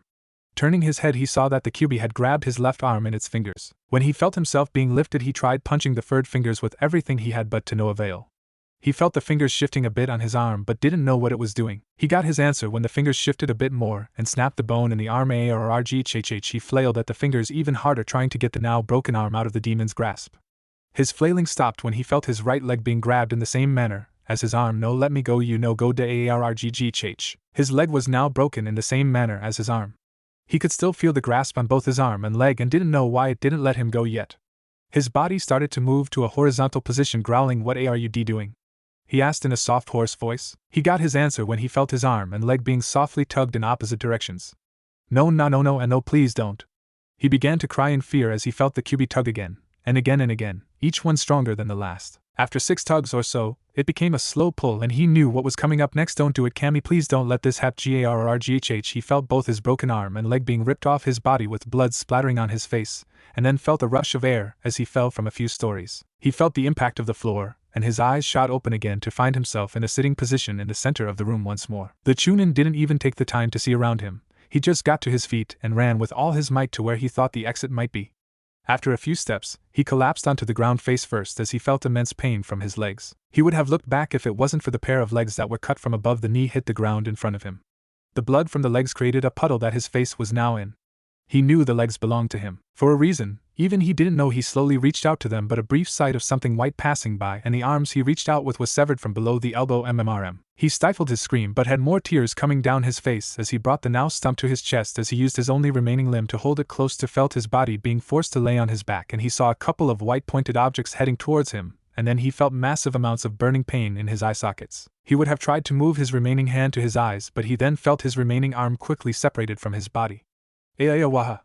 All he could do was flail his stumps around as his arms, legs, and eyes were gone. His flailing sprayed his blood everywhere as his body was in the center of a large puddle of blood that reflected the QB looking down at him. The Chunin was entirely shocked to be able to see again, but this time he didn't run. He curled into a ball, face down, and prayed that it would stop. He didn't get his wish as he felt something stab straight through his back, severing his spine, and through his arms cutting them off. Again awake, he looked towards the QB with a mad look in his eyes. "I will not let you keep doing this to me," he screamed with his eyes glaring. One eye still with normal coloring, but one was opened wider, bloodshot, and the usual white scara was now a reddish pink. Jumping into the air towards the QB, he pulled out a kunai from his weapons pouch, but he never made it to his target as the QB swung his hand in a fan-like motion and the wind from the swipe blew him further into the air. Before he made his harsh descent, he felt the QB bite down on his torso. He spat out tons of blood from his mouth before he gave wheezing screams. Lifting the still screaming Chunin in his mouth, Kurama flicked his head hard to the left and threw the Chunin towards the wall. He watched as the man impact the wall hard before falling down like a ragdoll. Kurama spat out the blood in his mouth and moved towards the Chunin. Laying on his side, he could feel that both of his arms, ribs, and both legs were broken. Bleeding excessively, he had internal injuries and a punctured lung, which caused difficulty breathing. He couldn't think straight anymore, but he could hear the footsteps of the demon fox walking close to him. Turning his eyes, he saw it standing above him and heard it speak. "You don't get the chance to die or even pass out until I say you can." Gasping for air, he let out a silent whimpering wwah. Looking at the bleeding ninja, Kurama hardened his glare and flipped him on his back with his claw before stabbing said claw into his stomach. Ar gurgled gh. "How does it feel? Did you enjoy the pain you put my kit through?" Twisting his claw, he continued, "You get to feel his pain. But unlike my kit, you won't die. Your mind, however, won't."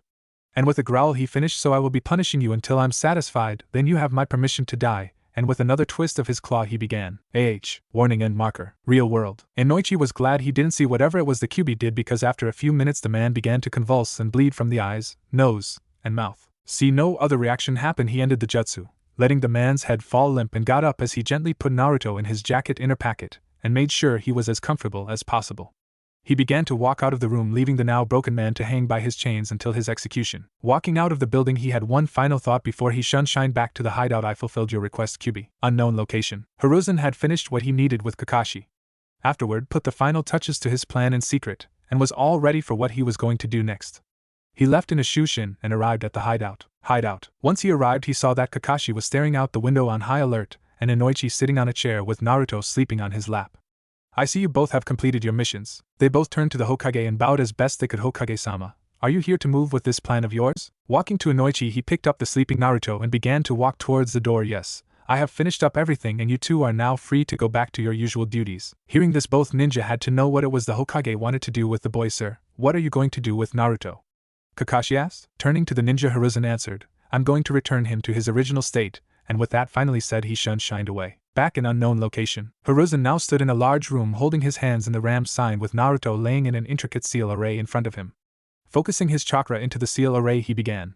The seal began to glow as it shrank and crawled onto Naruto's body until it covered his body. For 24 minutes they stayed still until the seal finally finished, and in a bright light that caused Hiruzen to close his eyes, Naruto appeared in his original 8-year-old body, but with no clothes on and a new seal on his lower back that disappeared. Hiruzen opened his eyes to see this, walked up to the boy, pulled off his Hokage robes, wrapped the boy up, and with a tired sigh, he walked out. Naruto's apartment that night. After Hiruzen met with Kakashi, who was shocked to see Naruto back to normal, they went back to Naruto's apartment, dressed the boy and laid him in his bed. "So, now what do we do, Hokage-sama?" With a tired sigh, Hiruzen answered, "We keep going as if nothing happened, but I want you to begin an investigation on the people that have access to my office. Find the ones that sent you on that mission and you are to terminate them. No exceptions," he said in a stern voice. "Hi, Hokage-sama." Turning to leave, Hiruzen gives his last order for the day: release him from the genjutsu and begin your mission. Doing as he was told, he released the genjutsu and left the boy to his sleep. With a jolt, Naruto woke up and looked around through sleepy squinted eyes, but seeing nothing plopped onto his pillow and went back to sleep with a few mumbles from Rama ramen mmm. He continued with some drool coming out of his mouth, and within a few seconds, he began to slowly purr in his sleep. Alternate ending. Not used because it would change too much of how the story would have gone. After Hiruzen met with Kakashi, who was shocked to see Naruto back to normal, they went back to Naruto's apartment, dressed the boy, and laid him in his bed. "So, now what do we do, Hokage-sama?" With a tired sigh, Hiruzen answered, "We keep going as if nothing happened, but you, Tenzo, and Nico will be rotating in protection detail for Naruto, and you will report to me before every switch, and it will only be you three that have this job. No one else will take this duty, so if any other shinobi or umbu comes to you saying they will be taking over, you are to terminate them immediately, for I will not have given such an order," he said in a stern voice. "Hi, Hokage-sama." Turning to leave, Hiruzen gives his last order for the day: release him from the genjutsu and begin your mission, but do so from a distance. Obeying his Hokage, he released the genjutsu and leaped out the window to begin his mission from the same roof he was on much earlier in the day. Naruto had woken up feeling awkward and strained. Getting out of bed, he couldn't help but feel like he wasn't in his own body, and moving his arms and legs felt like his joints were tightened up, but not by much. "Why do I feel like I should meet a cryoceptor? Whatever that word is," he said as he tried to get up, but as he got off the bed and on his feet but fell to the ground. "Awa, why can't I walk? Are my feet asleep? Maybe this is what happens if I don't sleep without my nightie cap." As he said this, he looked at the clock that was on his nightstand, and his eyes grew wide. "Oh no. It's 7:15 already. If I don't leave soon, I'm going to be late." With that, he rushed into the bathroom to quickly take a shower.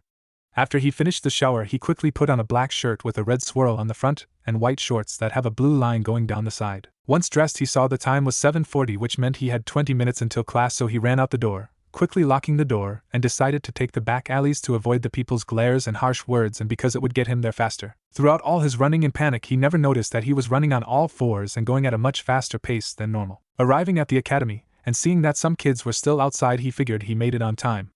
But he was really confused because thinking back he was sure he would be late. Maybe my clock is broken again. Making it to the hallway, he got up to his 2 feet unconsciously and started walking to his class with a lot of difficulty. He ended up using the wall to try and walk but kept falling.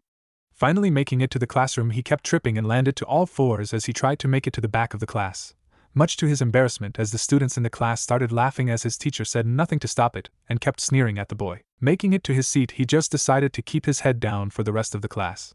He kept moving his arms and legs under his desk but couldn't get his arms to feel normal again. Once lunch had arrived, he waited for everyone to leave before he went on to nap under his favorite tree, which has a swing that only he uses.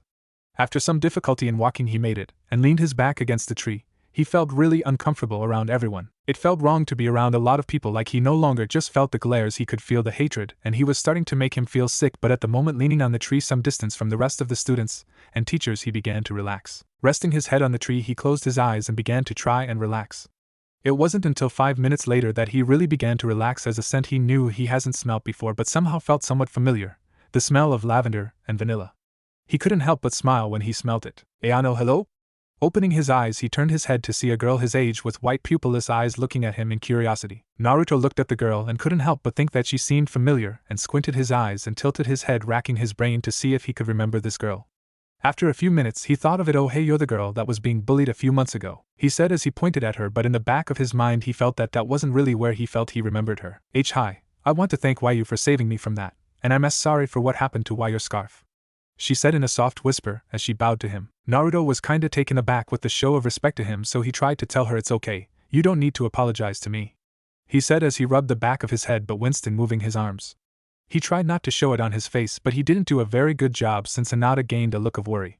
Hey, are you okay? Naruto, not wanting to cause trouble for her since she was being nice to him, tried to calm her down. Yeah, I'm fine, my arms just feel funny, he said while he gave her his foxy grin that calmed her down. Hinata, now calmed down from her worry, wanted to bring up Naruto's pet fox, so she decided to just ask him. Ayano, Naruto-kun? She began, getting his attention. When did you get your small pet fox? Now Naruto was really confused, tilting his head and thinking about what she said. Pet fox? I don't have a pet fox. Maybe I should get one. I love foxes and they seem fun to play with. Looking back at her, he answered, foxes are cool and they seem really fun and hyper. They are really cool, fun animals. Databeo, he said as he jumped up a bit and landed back on the ground in a crouched sitting position, and both his hands on the ground right in front of him. Hinata had to use what little Hyuga willpower she had not to say kawaii, since he looked like a puppy in his sitting position. At that moment, the instructors called all the students to come back in since their break was over.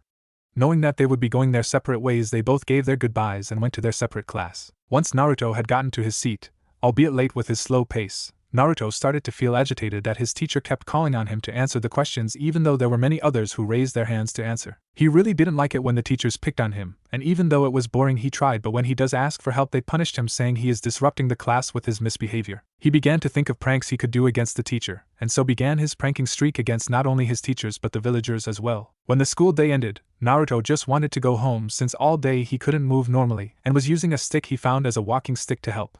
This, however, gave the citizens the idea that he would be an easier target. One by one the villagers started to become a mob until one of them couldn't take it anymore and threw a rock at the boy, hitting him in the head and forced him to the ground face first. Looking back, he finally noticed the mob.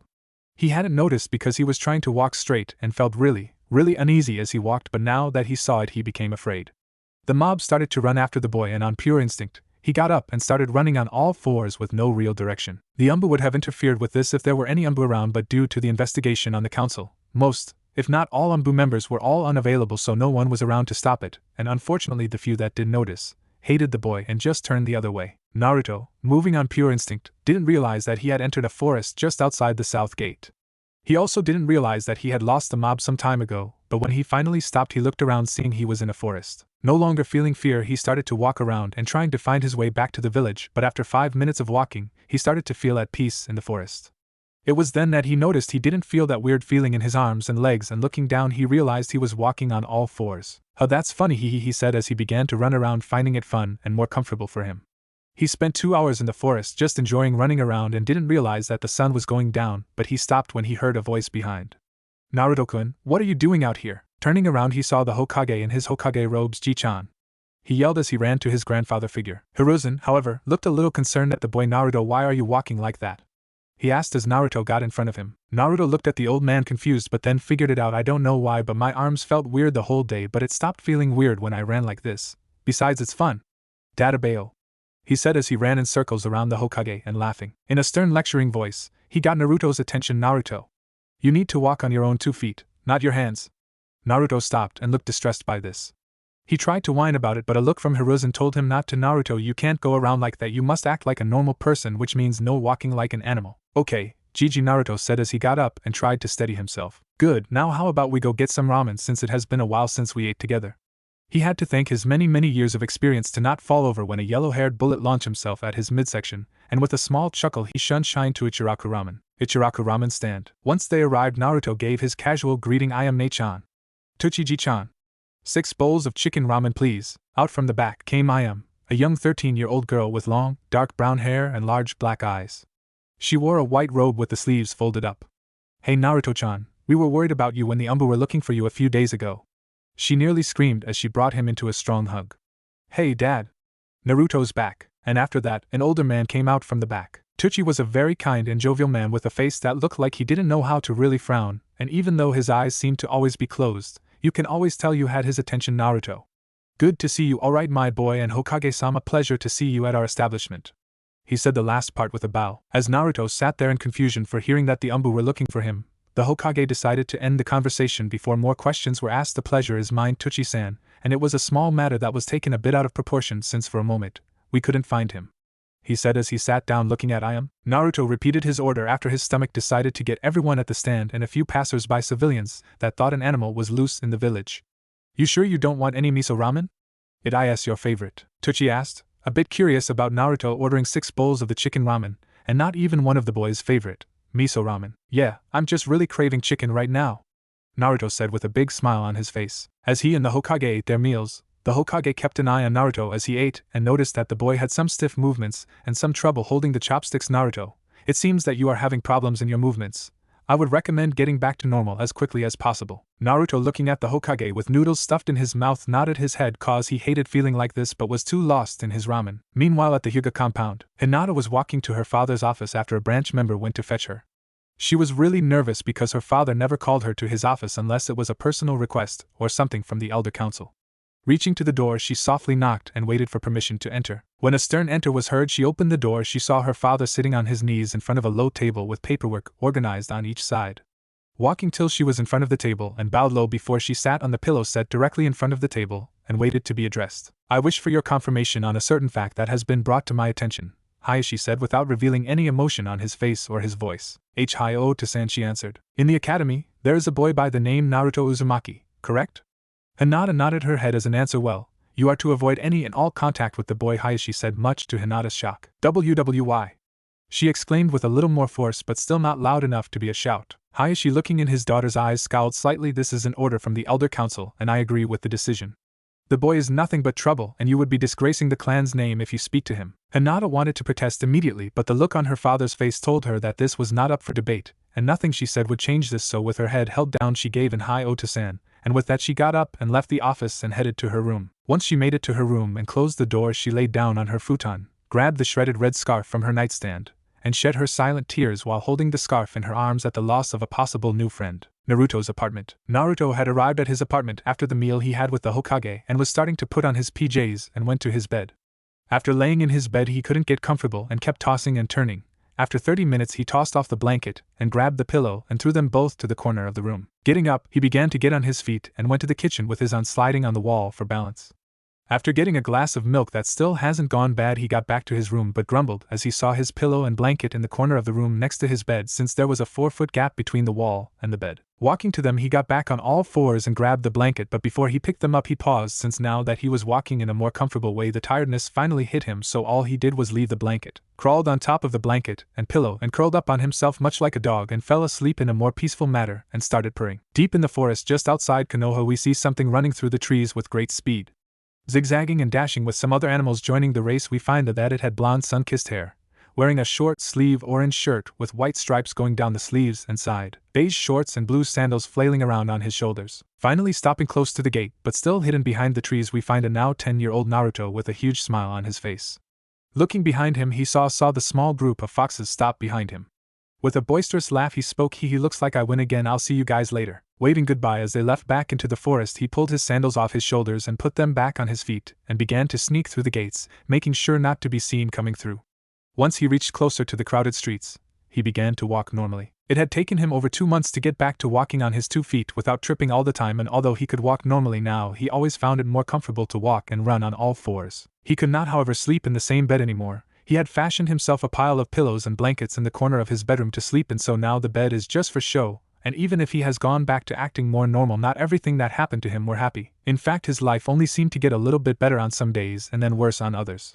One of the things that hurt him over the 2 years was when Hinata seemed to avoid him after their first meeting, and every time he tried to talk to her he felt extreme sadness, depression, and doubt. It only made the hurt from losing his first friend even more painful. So now he just let it be and now spends his lunch on his swing. Another thing that happened was that he no longer had his dreams with Kurama. For weeks he kept hoping that when he fell asleep he would see Kurama again and tell him how his day went, or play with the fox like before, but it never happened, and it only made him feel even more lonelier than before, because now he felt like he had no one even in his dreams. He had reached his apartment without much trouble apart from the glares he always got, and looked at his clock and saw it was only 6:30 in the morning.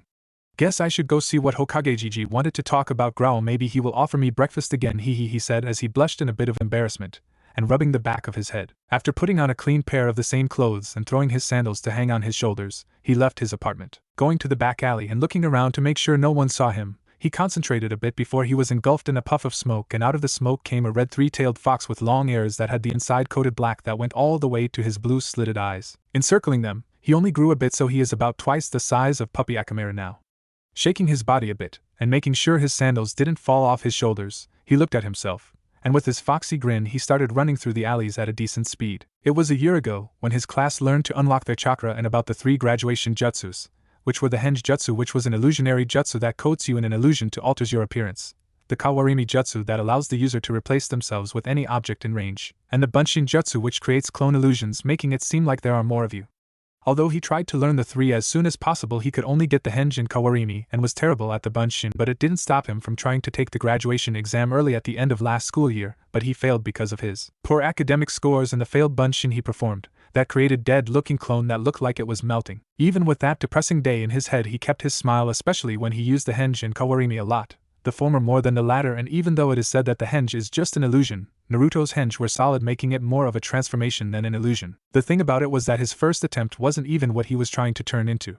He wanted to turn into some random civilian, but when he performed it, closing his eyes from feeling a burning on his lower back, and after a minute he opened his eyes, he saw that he was a 2-tailed fox. He felt the most natural he has ever been before, but after the teacher started yelling at him and punished him with detention for a month, he chose to only do it when he was alone and no one could see him, since it became his favorite form, even if every time he does it his lower back burns. As he ran through the alleys, he made a sudden stop as he saw a ladder with a bucket of red paint on the top step with a few civilians walking towards it. Unable to help himself, he snickered and began to make his move. You should be careful around ladders, they are bad luck. He made his way to hide on the store overhang right next to the ladder and waited until the civilians walked under it. Wait for it now. And with a swift flick of his tail, the bucket fell on top of 3 civilians, while the bucket itself fell on the man in the middle's head, and they were not happy. What the spit's hell? Yelled one of the men. Ugh, the paint is going to ruin my dress, screamed the woman. Who the hell did that? Ranted the other man. In an alley a bit of a distance away, Naruto was laughing his ass off at his prank and having a bit of payback on the 3. The woman was the owner of a clothing shop that sold him worn-out cloths at inflated prices, and the 2 men were employees at a local grocer and always kicked him out every time he came in. After his laughing fit, he knew he had to get to his Gigi before he got mad for being late to the first day of the new year at the academy, and ran even faster towards the Hokage Tower. Meanwhile, in the council chamber, we shouldn't let the brat continue in the academy. He will obviously corrupt the other students, yelled one of the civilian council members, with the others on the civilian council nodded their heads in agreement, while most of the members of the Shinobi Council as well as the Hokage started to get really tired of hearing the same spiel over and over again from them. The council was comprised of 4 separate factions, which were the Civilian Council, which comprised of owners of a majority of shops and marketing goods and deal with civilian interests, the Shinobi Council, which consists of the major clan heads, the Aburame, Akimichi, Hyuga, Yamanaka, Nara, and Inazuka, as they deal with shinobi affairs, the 3 council elders, which were Koharu Yuritane, an elderly woman with her gray hair done in a small bun, Hamura Mitokado, an elderly man with gray spiky hair, wearing green-framed glasses, and Danzo Shimura, an old man who had his right eye covered in bandages as well as his arm, which is also in a sling. The final faction was the Hokage himself, Hiruzen Sarutobi. You damn near say the same thing every time we have a meeting and the subject about the pup is brought up. Geez, can't you say anything other than that, said Minazuka. Sim has an animalistic look with long, spiky, untamed brown hair, vertical slit-like pupils, elongated canine teeth and nails. She also has the clan Fang markings on her cheeks as well as markings over her eyes and a dark shade of purple lipstick. She wears the standard outfit of a Konoha shinobi consisting of flak jacket and a baggy black suit underneath with the sleeves rolled up and bandages around her legs. Che, these idiots never know when to shut up, she mumbled under her breath, but was heard by her Niken Kuramaru, who is an adult canine with a wolfish appearance with black fur and a white underside. He is missing his left ear and wears an eye patch over his right eye. Pup has more problems than any of my kin, thought Kuramaru. It is illogical to repeat these conversations, said Shibi Aburame, who has his eyes obscured by dark glasses which feature a single tassel hanging down from one side. He has very spiky short black hair and a mustache, and wearing a high-collared outfit. Troublesome, mumbled Shikaka Nara, who had 2 scars on the right side of his face, dark hair tied up into a spiky ponytail, dark eyes as well as a goatee. His ears were also pierced. Wearing a meshed shirt underneath his standard shinobi outfit. If this is the reason that you called for this meeting, then I will end it here and now before it gets out of hand, Hiruzen said, as he rubbed his temples. Find this meeting to be useless. Hokage-sama, I believe we should discuss what should be done with the boy, said Danzo, trying again to get the Jinchuriki into his root program, which consists of ninja that have been stripped of their emotions even though Hiruzen disbanded the program years ago. Danzo wanted to turn the Jinchuriki into the perfect weapon and was extremely frustrated with the failed plan to break the boy's will during his 8th birthday, using the mission document to remove the boy's protection and have a mob attack him so he could retrieve the broken boy later. However, after the attack, none of his sensor root agents could detect the boy's chakra signature, and even when he stationed some of them to stake out the boy's usual hangout spots, they could not find him, and he thought that the attack had killed the boy and thought he had lost his weapon. But days later the boy shows up again and Hiruzen starts investigating the members of the council and increased security with Umbu loyal to the Hokage. Danzo made sure to cover all his tracks, but the civilian council member that he used to keep the Hokage busy in meetings was apprehended and tortured for information. Thankfully for him, he placed a seal on the man so he could give no information, and after a month of torture he was put to death, keeping him in the clear. However, after the event the Hokage had some precautions made, such as some more Umbu in the Hokage office, and now a weekly check-in with the boy. With a hard glare, Hiruzen answered his old teammate, "No, Danzo, we will not discuss anything about the boy." Hiruzen had a feeling that Danzo might have been part of what happened to Naruto, but with no solid evidence he could do nothing, but that doesn't mean he wasn't wary of his old teammate. Turning to the civilian council he continued, "And we will not be removing him from the academy, and regardless of how much you people complain about it, it will stay this way. This meeting is adjourned." Walking out of the council chamber, Hiruzen made his way back to his office since he was expecting Naruto to show up, as he had something to discuss with the boy. Hokage office 10 minutes later. With as much energy as he had, Naruto barged into the Hokage office with a big grin on his face. "Morning, Gigi. The great Uzumaki Naruto has arrived." Databayo. Out of shock, Hiruzen tossed up a little orange book before he quickly snatched it out of the air and hid it within his robes. Clearing his throat, he addressed his overly energetic surrogate grandson Naruto. "Good to see you this morning, but I do wish you would come in a little more quietly," he said, seeing the wide grin on the boy's face. Sighing, he went straight to the point. "Naruto, you will be transferring to another class this year." If Naruto was expecting anything from the Hokage, this was not one of them, and with a confused tilt of his head he asked why. "The official reason is that after your failed attempt to graduate early," hearing the old man start that way made Naruto cross his arms, look away and grumble. "But the real reason is that I believe the class you will be transferring to will help you out more than your previous classes." Hiruzen had wanted to put Naruto in this class after the boy's first year in the academy after finding out that the instructors were sabotaging him, but he was unable to do so since at the moment Naruto fell under the civilian jurisdiction for the most part, and students weren't allowed to transfer classes unless certain circumstances were met, and now they were. One of the reasons is that students were only allowed to transfer after the 2-year mark, and even though the council would have kept him in that class, another condition was met, unexpectedly, that gave the Hokage more say in the matter. The class he will be transferring to was comprised of clan heirs and exceptional students that got in through recommendations, and after Naruto's attempt at graduation he, in essence, had to be reinstated into the academy, and with the recommendation of the Hokage he can now attend it. Hearing what the Hokage said, Naruto perked up a bit, hearing that someone might help him. "Really, Yada?"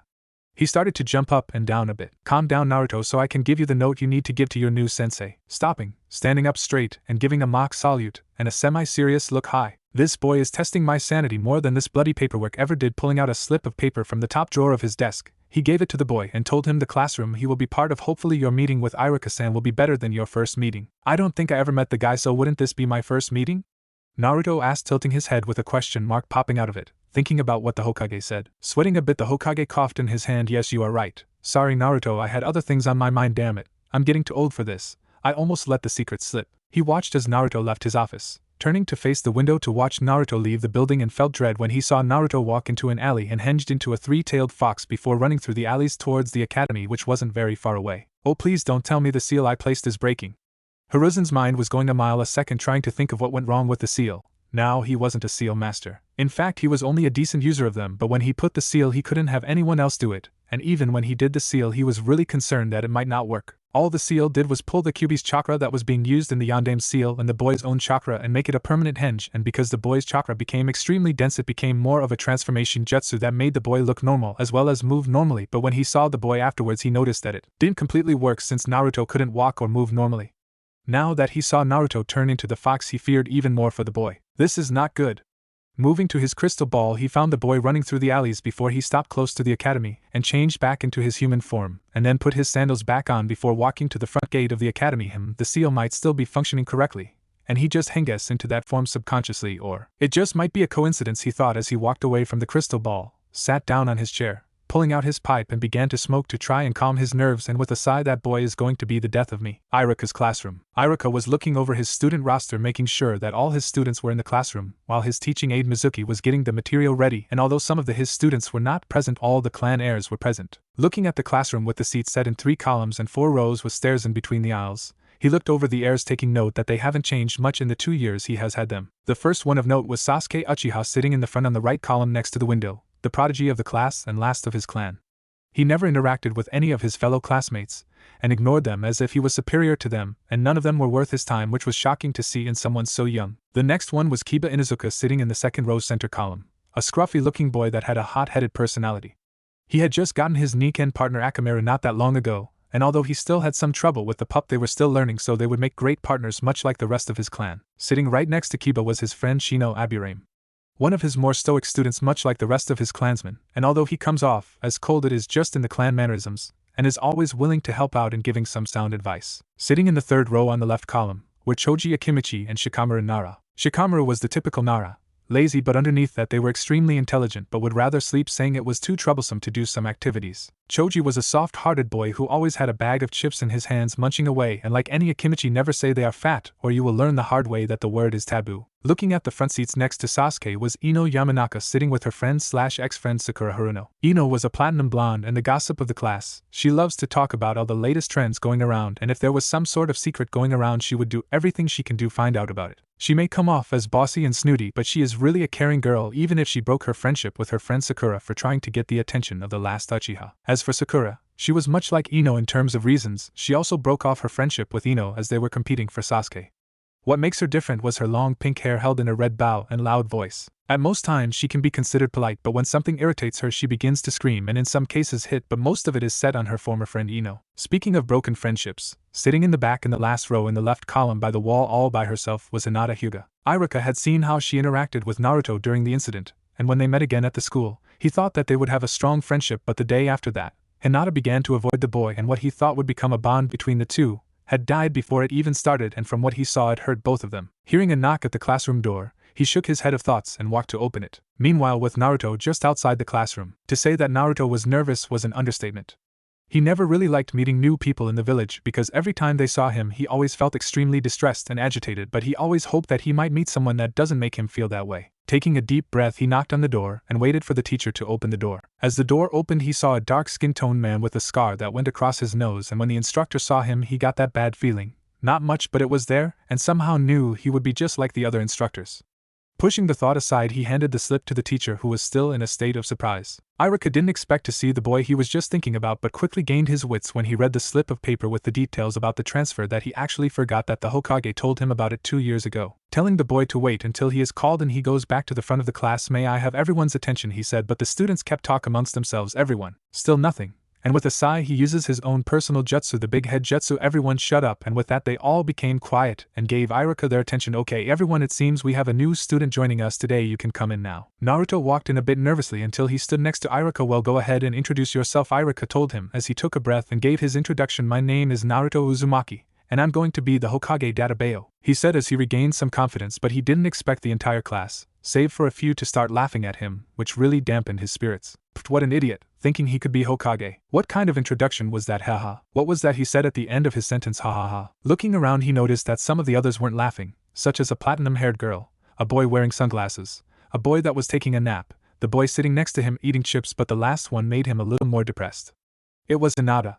She looked at him for a second before turning her head and looking away. Looking down, he lifted his head to look at the other instructor, and saw that he was sneering at him, and just decided to keep his head down so he didn't have to look at anyone. Quiet.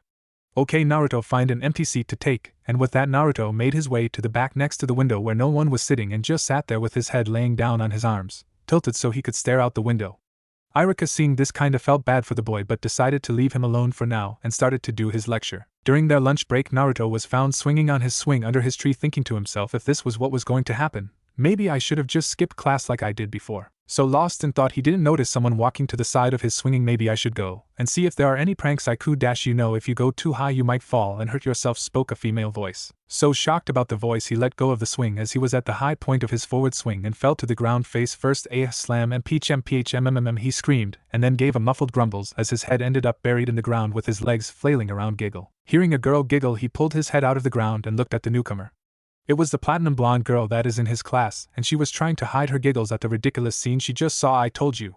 My daddy told me about it before. Looking at the girl, he realized that the girl wasn't really making fun of him. She was just laughing because what he just did was funny, and he didn't feel bad around her. Sorry. I never knew about that, he said, a bit embarrassed, rubbing the back of his head. Hi, my name is Naruto. After a few seconds the girl stopped laughing and with a hand stretched out, she introduced herself. Hi Naruto, I'm Yamanaka. Ino shaking her hand, he couldn't help but notice something. You kinda smell like flowers. Blushing a bit at the spontaneous compliment, Ino shook her head. That's because my family owns a flower shop and I help out a lot. Hearing this, Naruto got really excited. Really?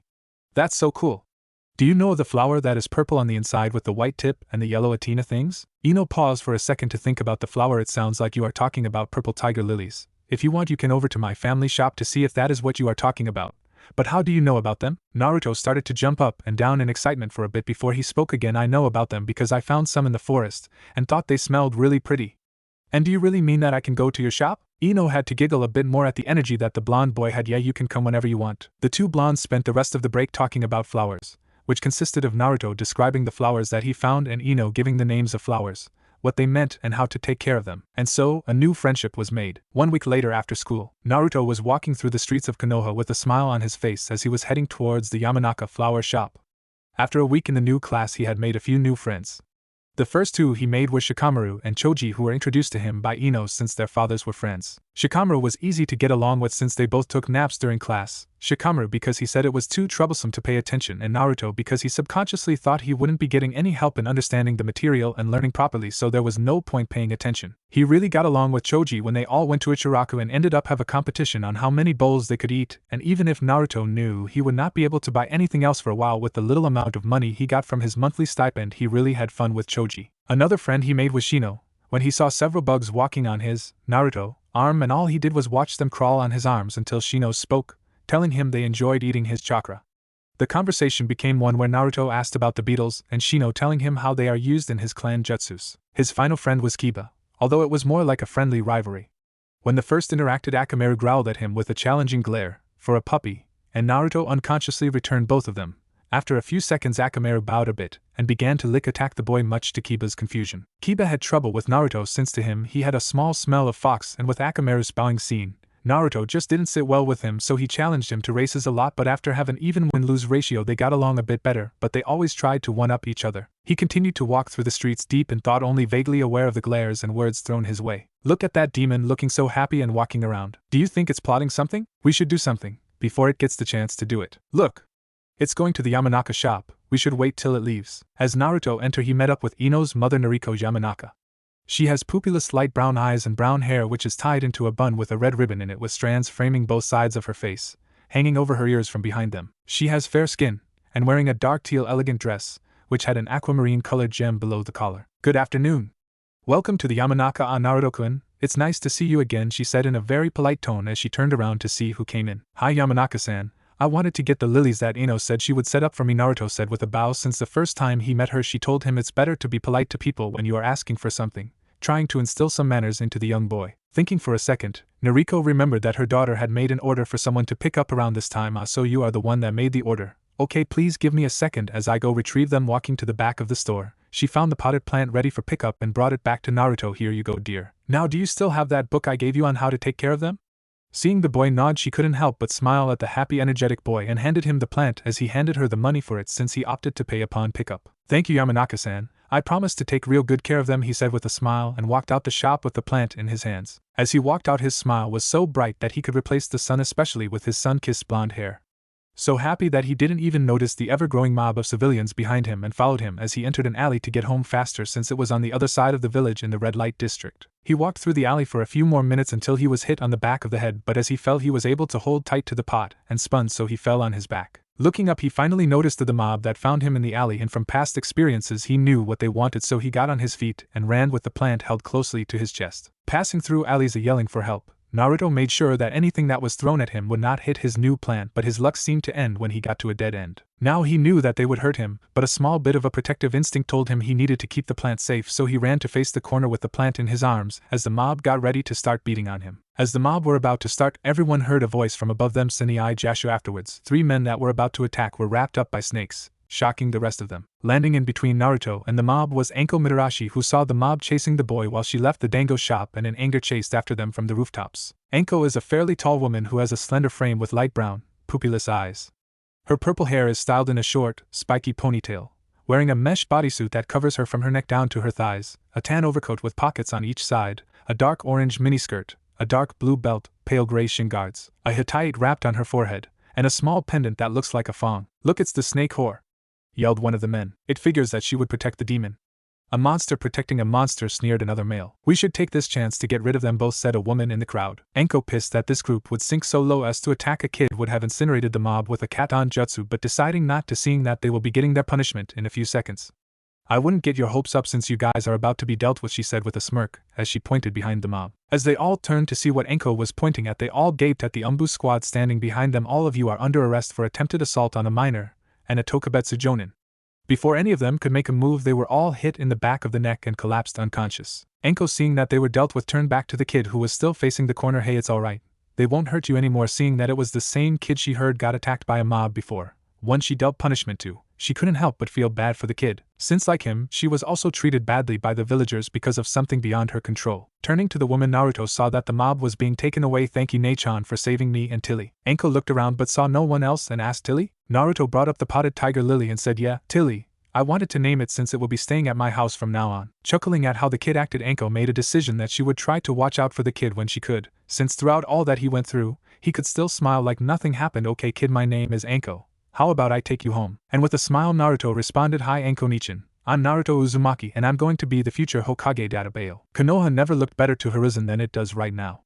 The sky was the brightest blue, the clouds were the purest white, and the birds were chirping. Hiruzen was enjoying the sight as he looked upon the streets as he was standing on the roof of the Hokage Tower and smoking his pipe. Today has to be the most perfect day I have had in a long time. All the paperwork is done, no issues from the council, no meetings, and the civilians are going about their business as normal, he thought as he gave a relaxed sigh and smiling. Naruto, get back here, you rotten brat. How dare you do that to the Hokage monument? Hiruzen's peaceful moment was disrupted by the shouts of several of his shinobi jumping from the rooftops and the laughing of his surrogate grandson.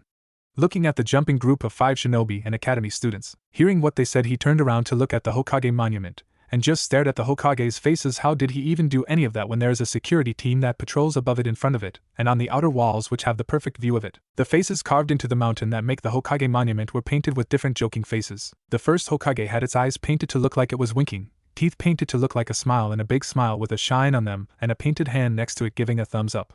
Oh Kami, why did he have to choose that face?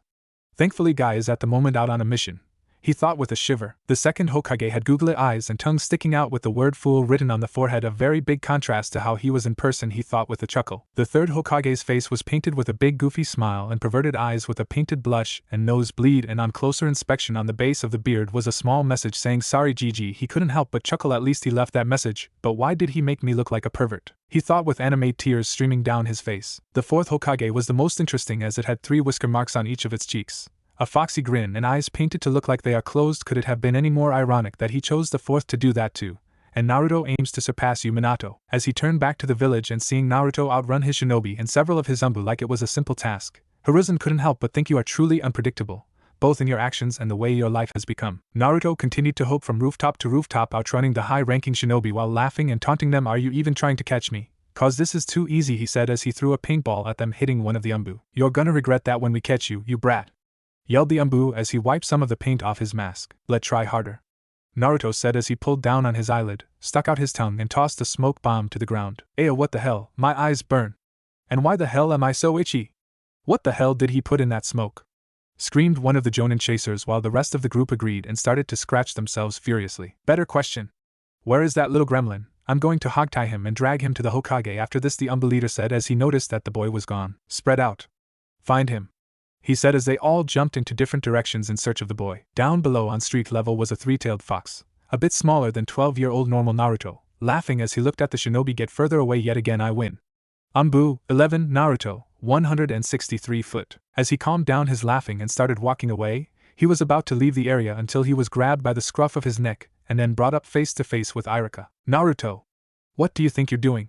You are supposed to be in class right now. Instead, I find you causing problems yet again for the Umbu and desecrating the Hokage monument. Hearing a few grumbles from the fox, he continued, after class, you are going to clean up the monument until all the mess you made is gone, as well as give an apology to the Umbu squad that were chasing you. Naruto begins to struggle. Whine, don't give me that. You caused it, so you must be punished for it. Now undo the henge so we can get back to class. Iruka finished. I really wish you would stop doing that henge. It's dangerous in this village, he thought as he dropped the fox, who then became engulfed in a poof of smoke. Standing there was 12-year-old Naruto in an orange jumpsuit that had a white collar with blue encircling his shoulders, a white swirl with a tassel on the left side, and a red Uzumaki crest on the back. He stood there with his arms crossed as he mumbled, how the heck do you keep finding me that easily? Iruka gave an amused smile as he patted the boy on his back to move him forward. Don't worry about that, let's go, so we can get to your punishment faster. And with that, they began to walk back to the academy. We will be able to make it just in time for the start of history of Konohagakure. Hearing this just made Naruto grumble even more. Iruka, 244, me 0. Damn it. Iruka's classroom. Naruto was back in the class, trying to listen to the history of the shinobi. Well, at least he would if he wasn't sleeping through the lesson. When he got back to class, almost everyone, through chuckles, began to ask how he painted the monument, and all he said with a cocky grin was, I'm just that awesome, although not everyone gave a somewhat positive response. Flashback. As Naruto was walking through the class to his seat, he heard a voice that grated his nerves. You shouldn't waste time on something so stupid, Dobe. He couldn't help but stop to retort at the one responsible, like you could do better, team. No way you could even get close to doing something as awesome as that, he said as he stared at Sasuke Uchiha, someone he could never and will never get along with. Naruto hated Sasuke for his high and mighty attitude, expected everyone to bow down at his feet and give him everything that he wanted, something that made Naruto sick to his stomach as he believed that everything should be earned and never given just cause you demand it. It was bad from their first interaction, which was when Naruto was staring at Sasuke's head and said, look, the duck on Sasuke's head just wiggled its tail. Safe to say it only got worse as time went on. Why would I waste my time trying to one-up you? I already know that you aren't anything special, just a clanless loser that doesn't deserve to be a shinobi, he said with a cocky smirk on his face. With that said, Naruto jumped onto the desk facing Sasuke, glaring straight into his eyes. It became a glaring contest with everyone in the classroom cheering for a fight, with a lot of them telling Sasuke to beat up the dope. Iruka was about to use his big head jutsu until heard Naruto start to speak in a low tone but loud enough for everyone to hear. You may think that you are special just because you are the holy Uchiha, but you are nothing more than a spoiled brat who doesn't deserve anything you got. Why don't you live the life of someone who has to struggle every day for a bit, and see how long you last without your status? And with that, he jumped off the desk and walked back to his seat. As he was walking, Sakura, who was standing a few feet away, walked up to Naruto with her fist raised. Naruto baka, how dare you speak to Sasuke-kun like that? He winced from the loud tone of the girl before he saw the fist aimed for his head.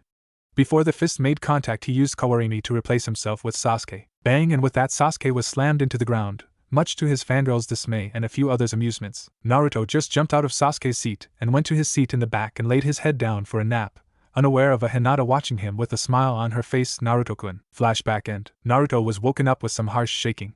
Opening his eyes, he saw that it was Ino standing next to his desk with an angry look on her face. Did you have to start that fight with Sasuke-kun?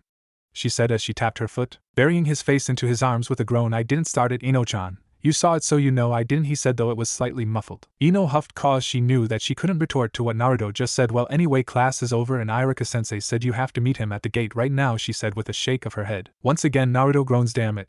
I don't want to clean up the paint, he whined as he got up and walked towards the door with his shoulders slumped. With a roll of her eyes, she walked in front of him with her hands on her hips and her ponytail swaying behind her. If you didn't want to clean it, you shouldn't have done it, she scolded him, but in her head, she was chuckling at the prank because she also thought it was funny. Naruto, had his eyes following the swaying ponytail as it went back and forth. Still don't wanna, he said before he shook his head and started to walk faster to meet up with Irika. Anyway, I'd better go do it. So I'll see ya later, Ino-chan. And when they made it outside, he ran off. Ino shook her head at his childish behavior. Baka, she said with a smile before she remembered something and shouted out, Naruto, don't forget about your order. It is ready for pickup whenever you want. Looking back as he ran, he yelled back, thanks Ino-chan. I'll pick them up when I can. And turned back and ran faster to the academy gates. Hokage Monument. 25 minutes later. You know this would go faster if you helped me, he grumbled. Naruto was hanging by a rope wrapped around his waist, a bucket of cleaning liquid attached to high ship and a scrubber in his hand as he tried to remove the paint on the monument. Looking down from the ledge above Naruto, Irika looked at his dangling student. This is a punishment, Naruto, not volunteer work. So you must be the one to clean it. Hearing grumbles and complaints from the boy, he decided to at least lift his spirits a bit. When you finish this up, I'll take you to Ichiraku's afterward. And with a big smile on his face, Naruto doubles his efforts just to get to his ramen faster. Ichiraku ramen. 3 hours later. Naruto was slurping up the last of his 13th bowl of chicken ramen with a big smile on his face. Ah, that hit the spot, he said as he pats his somewhat inflated stomach. Irika just watched the boy as he had finished his first bowl a little bit ago and knew that it would be better not to spend it on a second bowl. I still can't believe that all you ever eat is ramen. You should really eat things other than that. I would try and tell you not to listen to something like that, but I do have to say that it would be better for you to eating something else once in a while, said Ayam as she came back to the counter with the check. Looking at the two, Naruto gave his foxy grin. But I do eat other things. I go hunting on my own a lot in the forest and get some berries, apples, and fish. Both of them were shocked hearing this, but Irika was worried as he didn't know that Naruto had been going to the forest. Naruto, you shouldn't be going to the forest. It's dangerous to go out there without anyone with you. Naruto just turned to Irika with his smile dropping a bit. But I've been doing it for like 3 years, I think, since a lot of stores kick me out when I come in. I am seeing Naruto's mood drop a bit, walked around the counter and pulled him into a hug. On Naruto, you shouldn't feel bad about this. We are just worried about you, so stop all those negative thoughts, or I will rub your whiskers again, she said with a small giggle at feeling Naruto stiffen a bit at the rubbing whiskers part. A week after the Umbu came looking for the boy, Naruto had wobbled into the stand and tripped onto the ground and gave a frustrated groan. Ayam got to her knees thinking that he was hurt, only to see that he wasn't injured, but Naruto told her that he was having a really hard time walking. It got so bad that he was about to cry a bit, but Ayam picked up the boy and put him on her lap and hugged the boy, as well as wiped the tears off his cheeks with her thumb, and much to her shock, he began to purr as she did it. He liked it so much that he didn't even realize he was doing it, and leaned into her hand as she continued to rub his whiskers. It was only after she stopped that he realized he purred and didn't know why, but before he could say anything she started to do it again, and after a few minutes of it he fell asleep on her lap. Ayam couldn't help but smile at how cute the boy was. After he woke up, he told her not to do it again before he left, although she never promised she wouldn't do it again. Ayam-ne-chan, please don't do that. It's really embarrassing and I don't want anyone else to know about that, he grumbled with a small blush on his face. Irika, confused about what it was but not wanting to pry, decided to speak up. Ahem, Naruto, you should head home soon. It's late, and you should get some rest for the graduation exam tomorrow. Eyes shooting open as big as dinner plates, he looked at his sensei. What? That's tomorrow? Irika gave him a deadpan expression, not believing the kid. Naruto, you should keep track of these things, and if you didn't sleep through my class you would have known about this, and I really hope that you have been studying for the written test and practicing your jutsu. Rubbing the back of his head, he sheepishly nodded. Yeah, I have been practicing to do it every night, he said, not mentioning that he hasn't studied at all, but at least he has been practicing his clone jutsu. Nodding his head, Irika left the money for the meal. Good, you should do fine with it then. I look forward to giving you your Hatayai tomorrow, he said as he waved goodbye and started walking home. Naruto, watching his sensei, couldn't help but sigh. I really hope I can make it work tomorrow, especially after all the time Irika-sensei spent helping me with the jutsu, he thought, heading out of the stand. I am seeing how Naruto was acting, decided to give him one more hug. It's okay, Naruto, you will get it right this time. Just focus on what you need to do and it will work, she said as she began to rub his whisker for a few seconds to make him feel better. Hugging her back, Naruto was grateful to Ayam for looking out for him. Thanks Ayam-ne-chan. Per breaking the hug with a blush, he gave his goodbye as he made his way home. Naruto's apartment. Naruto, now home, cleaned and in his pajamas with his goofy nightcap, was heading to his bedroom. Heading to his little sleeping corner, he paused for a second before deciding, I think I will sleep in my little sanctuary tonight. Grabbing a broom and walking to the center of his bedroom, he used the broom handle to poke a certain spot on the ceiling, which caused a piece of it tied to a small rope to fall where he poked. Pulling on the rope, a piece of the ceiling was pulled with it, showing an attic-like area. Crouching on all fours, he hopped up, grabbing the ledge and pulled himself up. In the area was a selection of plants all around the room, which is about half the size of his bedroom, and a really low ceiling, enough room for him to walk on all fours. He found this area on accident when he first tried using an enhanced jump used for roof hopping and hit his head really hard in the center of his bedroom and made a hole.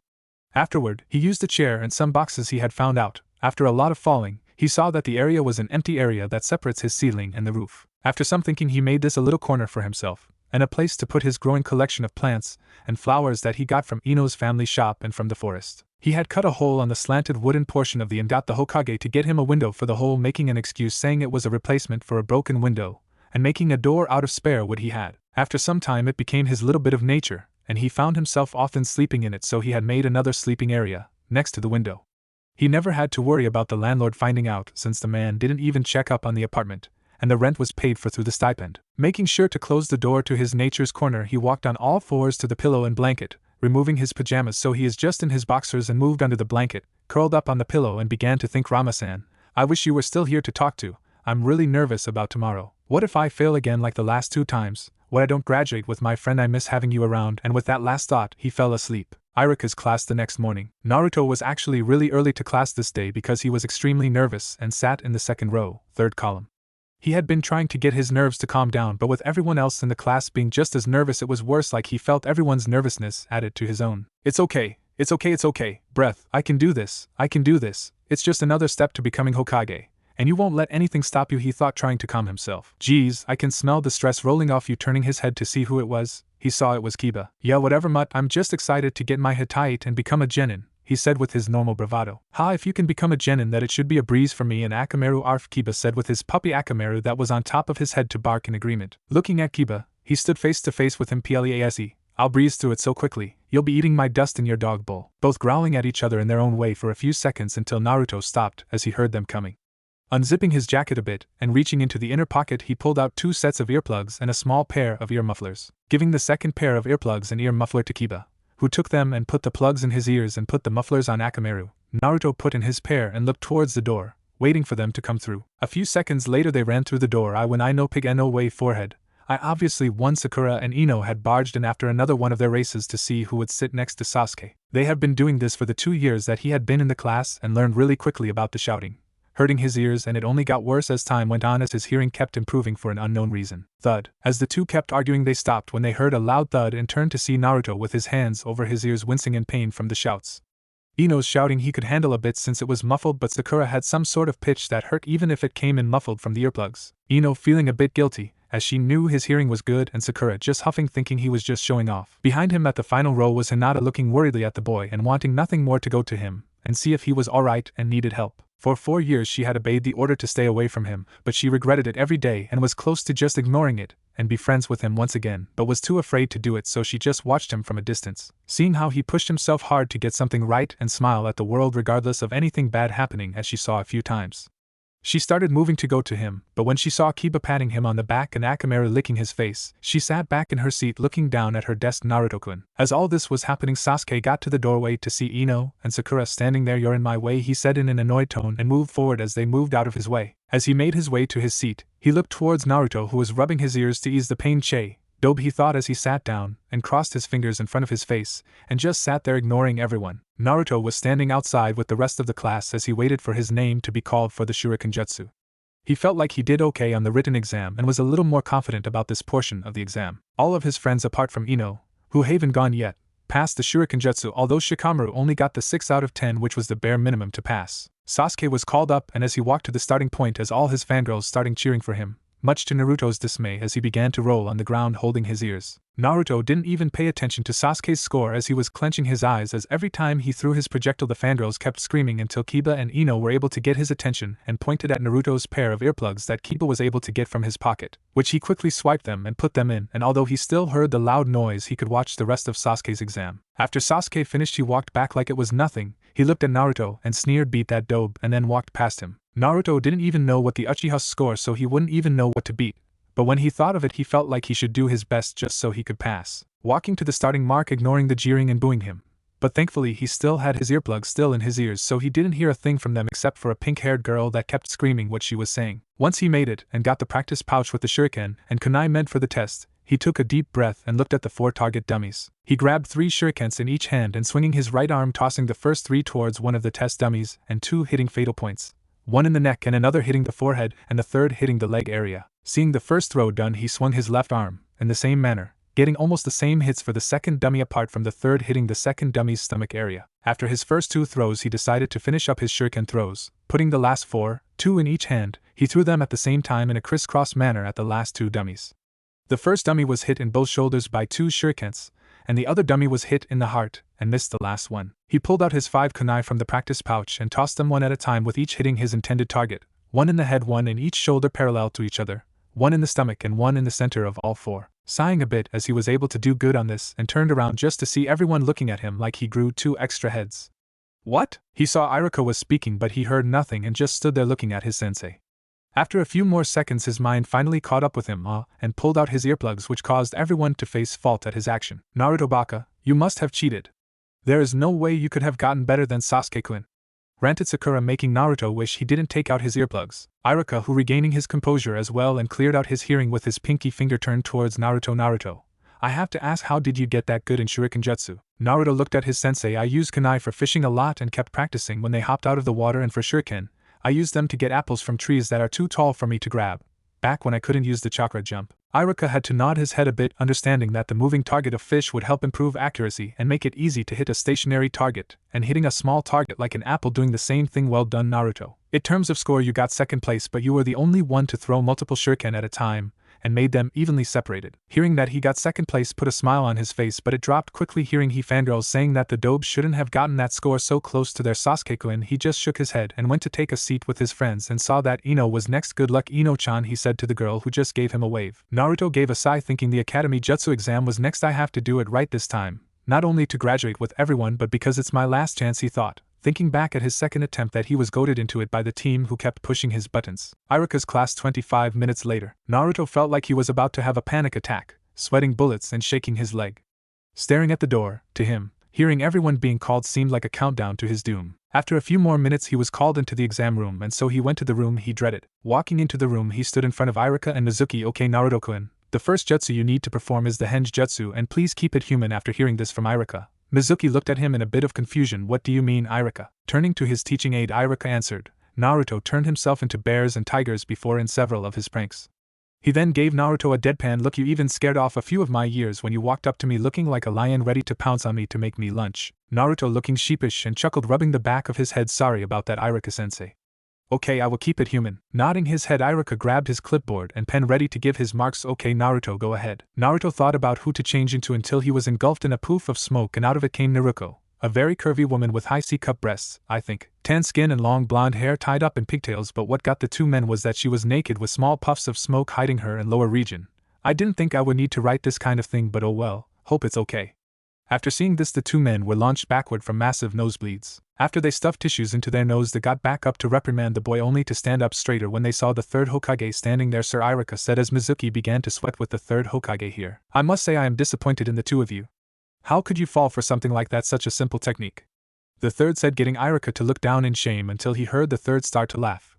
Looking up he saw that the third was on his knees, slamming his fist into the ground trying to catch his breath. Iruka had never seen the elder Hokage give this kind of action before and was shocked when the Hokage was engulfed in smoke, showing Naruto in his place still laughing and gasping for air. With a big tick mark popping on his head, Iruka moved to hit Naruto on his head from the prank he did during the exam. Naruto, this isn't a game, he said as he lifted his head, bringing it down to Naruto's head, but much to his shock he didn't hit Naruto, he hit Mizuki. Naruto felt the fist coming to his head and used the Kawarimi to switch with Mizuki, and now sat in Mizuki's seat and laughed even more, seeing Iruka hitting Mizuki. Seeing Iruka turn back to him, and seeing that he was still angry, he sat there until Iruka got up right next to him. Naruto, you have to take this exam seriously, Iruka said, about to slap Naruto this time. Mizuki was groaning after getting blindsided by the fist. Picking himself up from the ground, he was shocked once again when he felt the back of his head being slapped hard enough to force his face into the desk. Iruka just blinked at this and for a few seconds stood there looking at the groaning Mizuki, and then realized that Naruto just did two Kawarimi one after another. Sighing, he turns to Naruto, who was still chuckling. Well, Naruto, looks like you did both the henge and Kawarimi very well, I might add, he said, and quietly mumbled the last part with a blush. Anyway, you just need to do the clone jutsu and you will pass. Hearing this, Naruto stopped his chuckles and now felt really worried. Seeing the two back in their seats, he began to concentrate. Okay, I can do this. You are able to do the other two easily, so I can do this one too. Please work, he thought as he closed his eyes, put his hands into a hand sign and focused on the jutsu. After a dark purple chakra faintly swirled around Naruto, a puff of smoke appeared next to Naruto.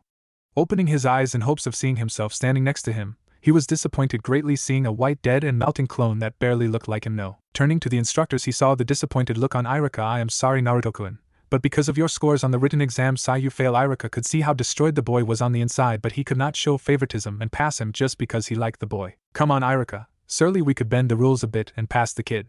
I mean, he did do his best on the exam, said Mizuki, giving what Naruto could tell was a fake smile. Turning to Mizuki, Irika said with a frown, I'm sorry Mizuki, but we can't do that no matter who it is. It isn't right or fair to the other students. And with a sigh, he turned to Naruto. Naruto, I'm sore, only to see that Naruto had already left the classroom. 15 minutes later, outside at Naruto's tree, Naruto just sat there on his swing, away from all the parents congratulating their kids on passing, but he could still hear some of them talking about him. Look, it's him. Good thing he didn't pass.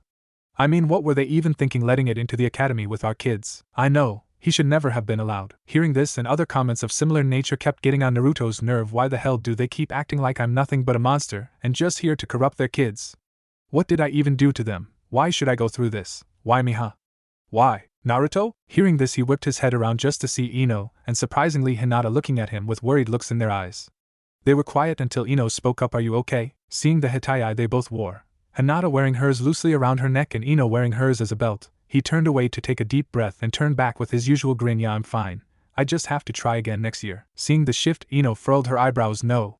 You're not fine, Naruto. You look like someone threw away one of your ramen cups. Ino jokes, since she knew about Naruto's love for ramen. Naruto just got up from the swing, smile still on his face. It's alright, you too, I'm fine. I was just thinking about how I'm going to handle another year at the academy. Turning away, he started to walk away. Anyway, you should go to your families and celebrate your graduation. Don't waste your time hanging around me. Hearing this, Hinata couldn't help herself. Naruto-kun. Seeing that Naruto stopped and turned his head to look at her, she gave a deep bow. I'm sorry. Not sure what she was really apologizing for, whether it be from ignoring him or his failure. It didn't really matter, as he just gave a smile and waved it's okay Hinata-chan, and then just continued to walk away. As the girls watched the boy leave, they both had the same thought. I'm sorry Naruto-kun / Naruto. Leaving the two behind, Naruto just walked past the gate ready to head home until he was stopped by a hand on his shoulder. Looking behind him, he saw that it was Mizuki. He never liked the teaching aide. The guy always felt wrong to him, and he still felt that way even now. Hey Naruto, I wanted to talk to you about something. Mizuki smiled at the boy. What is it, Mizuki-sensei? Naruto asked as he turned to the man. I actually wanted to tell you that there is still a way to graduate with the rest of your class. Seeing the boy's eyes widen, he continued, your scores were actually really close to passing, and me and Irika decided that you will be given an extra credit assignment that will allow you to pass. But, he stopped the boy as Naruto looked about to scream out loud. This assignment will be set as a normal infiltration mission. You know how those are, right? Seeing the nod yes, he pulled out a slip of paper and finished. Good. On this slip of paper are the instructions and rules for it. All you have to do is make sure that you're not caught. Got it? Yep. And with that, Mizuki walked away with a dark smile on his face. Konoha Forest, 10:40 p.m. Naruto was sitting in a clearing, looking through a massive scroll almost the same size as himself.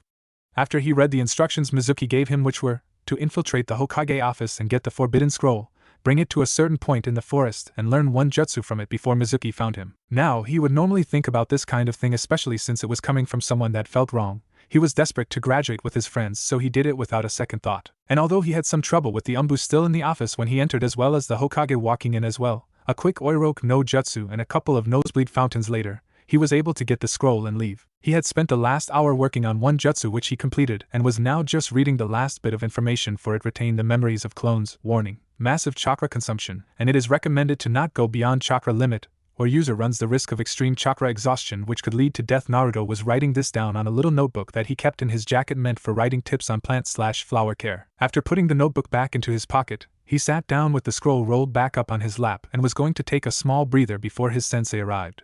He didn't get the chance as he heard his name being called. Naruto. Naruto turned his head to see it was Irika calling him and got up from his sitting position with the scroll falling off him. Hey Irika-sensei, you made it, and I was able to learn the one jutsu need to pass the assignment. Irika, hearing this, was extremely confused, hearing that Naruto learned a jutsu, and began to look at the boy and the surrounding area. Naruto looked tired and his clothing was covered in leaves, sticks, and dirt, and the surrounding area had the trees with some scuff marks and broken branches, and a lot of the grass seemed flat and like someone was wrestling around. Naruto, what are you talking about? What assignment? The extra credit assignment so I could graduate. Naruto said with excitement and some confusion, as it seemed that Irika didn't know what he was talking about. Original anger dissipating. Naruto, there isn't any. He stopped when he heard something flying through the air before he tackled Naruto to the ground as a large shuriken flew over them.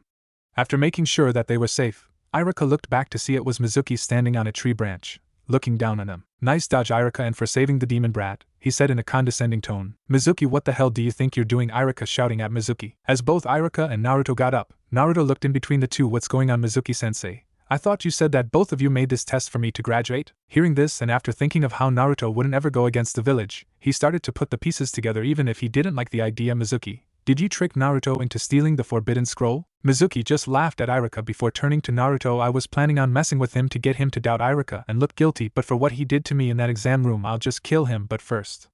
Mizuki thought before he threw some kunai at Iruka, forcing him to jump away to avoid them further away from Naruto. Pulling out a kunai to defend himself, he yelled at Naruto, "Naruto, you need to get out of here with the scroll. Mizuki lied to you. There is no extra credit assignment, it was all a ruse." Naruto, turning to Iruka, couldn't believe what he heard. "So Mizuki-sensei lied. There is no way for me to graduate. Why did I listen to him then? Why did I listen to him if he felt so wrong?" With a dark smirk, he looked at the boy. "Hey Naruto, want to know why the villagers hate you so much?" Getting the boy to turn to him, he continued, "Didn't you ever wonder why everyone called you a monster and demon brat?" Iruka, hearing this, panicked. "Mizuki, no, it's forbidden to speak of this." "Shut up, Iruka. You see, 12 years ago the demon fox Kyuubi attacked the village and killed everyone including Iruka's parents," he said, looking at Iruka, who had his eyes wide. "And the fourth Hokage went to fight the demon, but he didn't kill the fox, he weakened it, and used some seal to make it look like a human baby, and guess who that baby was?" Naruto stood there, eyes wide open and processing everything he just heard, and was piecing what Mizuki was saying. "No, it can't be." Mizuki, seeing the look in the boy's eyes, started to pull the large shuriken off his back. "That's right, it was you. You are the nine-tailed fox that killed everyone that day." Naruto was in shock. "That's why I'm a monster." Seeing the boy in shock and unresponsive, Mizuki tossed the large shuriken. "Die, demon." Iruka saw this and made a move to save Naruto until he felt a kunai hit him in the leg, making him collapse onto the ground. "No you don't, Iruka, ha ha ha." Iruka looked up just in time to see the large shuriken impact in Naruto in the center of his chest. Naruto, Mizuki laughing maniacally, landing onto the ground. "Good, the demon is dead, and now that he is out of the way, I can deal with you. With this, I can just say that the demon killed you and I finished it off. After I give the forbidden scroll to Orochimaru-sama's spy, he will surely grant me power and status when I abandon this worthless village and join him." Naruto sat there on his knees with both his hands dangling on his sides and head, looking down at the shuriken that was stabbed in his chest with a far-off look and light fading from his eyes as tears rolled down his cheeks. "So I am the Kyuubi. I killed all those people. It must be why I like to run on all fours, why my favorite henge is a three-tailed fox, and why everyone hated me. But why?" He lifted one hand to the shuriken. "Why is it that Hokage keeps treating me nicely? Why does he always encourage me to look past the hate and the glares to see the good in the villagers?" He lifted the other hand to join his. "First, I don't want to die. I don't want to leave the people I care about. I am Ino, Hinata, Shikamaru, Choji, Shino, Kiba, Gigi, Iruka-sensei. How can I say sorry for what I did if I die?" He lifted his head and through darkening vision he saw Iruka at the mercy of Mizuki, who kept beating on Iruka. "And oh, Iruka-sensei, I have to save him from Mizuki. Mizuki, he's the one that caused this. He's the one that's hurting Iruka. It's his fault that Iruka is hurt, and he is about to pay." Mizuki had been beating on Iruka for a few minutes now. "I always hated you, Iruka. Always getting attention from everyone when you didn't even do anything worth the praise." Iruka was trying his best to block the hits, but with his leg injured his movements were sluggish and sloppy. He kept up his defense until he tripped and fell back onto a tree and slid down tired from blood loss. "You talk like I was stealing it from you when all I did was do my job," he said through heavy breathing and glared at his former friend. "You think you will be able to get away with this? You think Orochimaru will give you power? If anything, you're nothing but a pawn to him." "Ha, with what Orochimaru-sama's spy told me and everything I gave him, I'm guaranteed power, and now that the brat is dead I will receive even more praise and power," Mizuki said as he pulled out another kunai and lifted it over his head to finish off Iruka. He never got the chance to swing as he was launched extremely hard into a tree, hitting it hard enough to break a few of his ribs, and him losing the air in his lungs and sliding down slowly on the tree. His sliding was stopped by a hand gripping hard on his throat and brought up a bit. Opening his eyes, he was shocked to see Naruto with eyes so white they were glowing, and behind him on the ground was the shuriken with one of the blades slowly dissolving.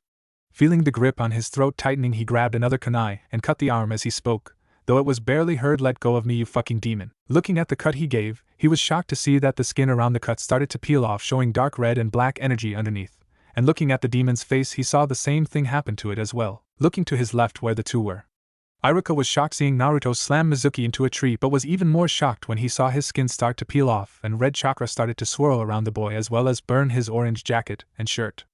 Iruka then saw through holes in his burning cloths a seal glowing brightly on his lower back. But isn't the seal supposed to be on his stomach? He began to panic when he saw that the seal looked like it was fading as well, like it was being burnt from the edges. The seal continued to burn and Iruka saw changes happening to Naruto, such as his ears being replaced with long fox ears in the same spot, ears on the side of his head in the same place as his normal ears, not on top of his head, and out of his tailbone came 3 long foxtails, but soon the center tail began to get covered in the red and black energy.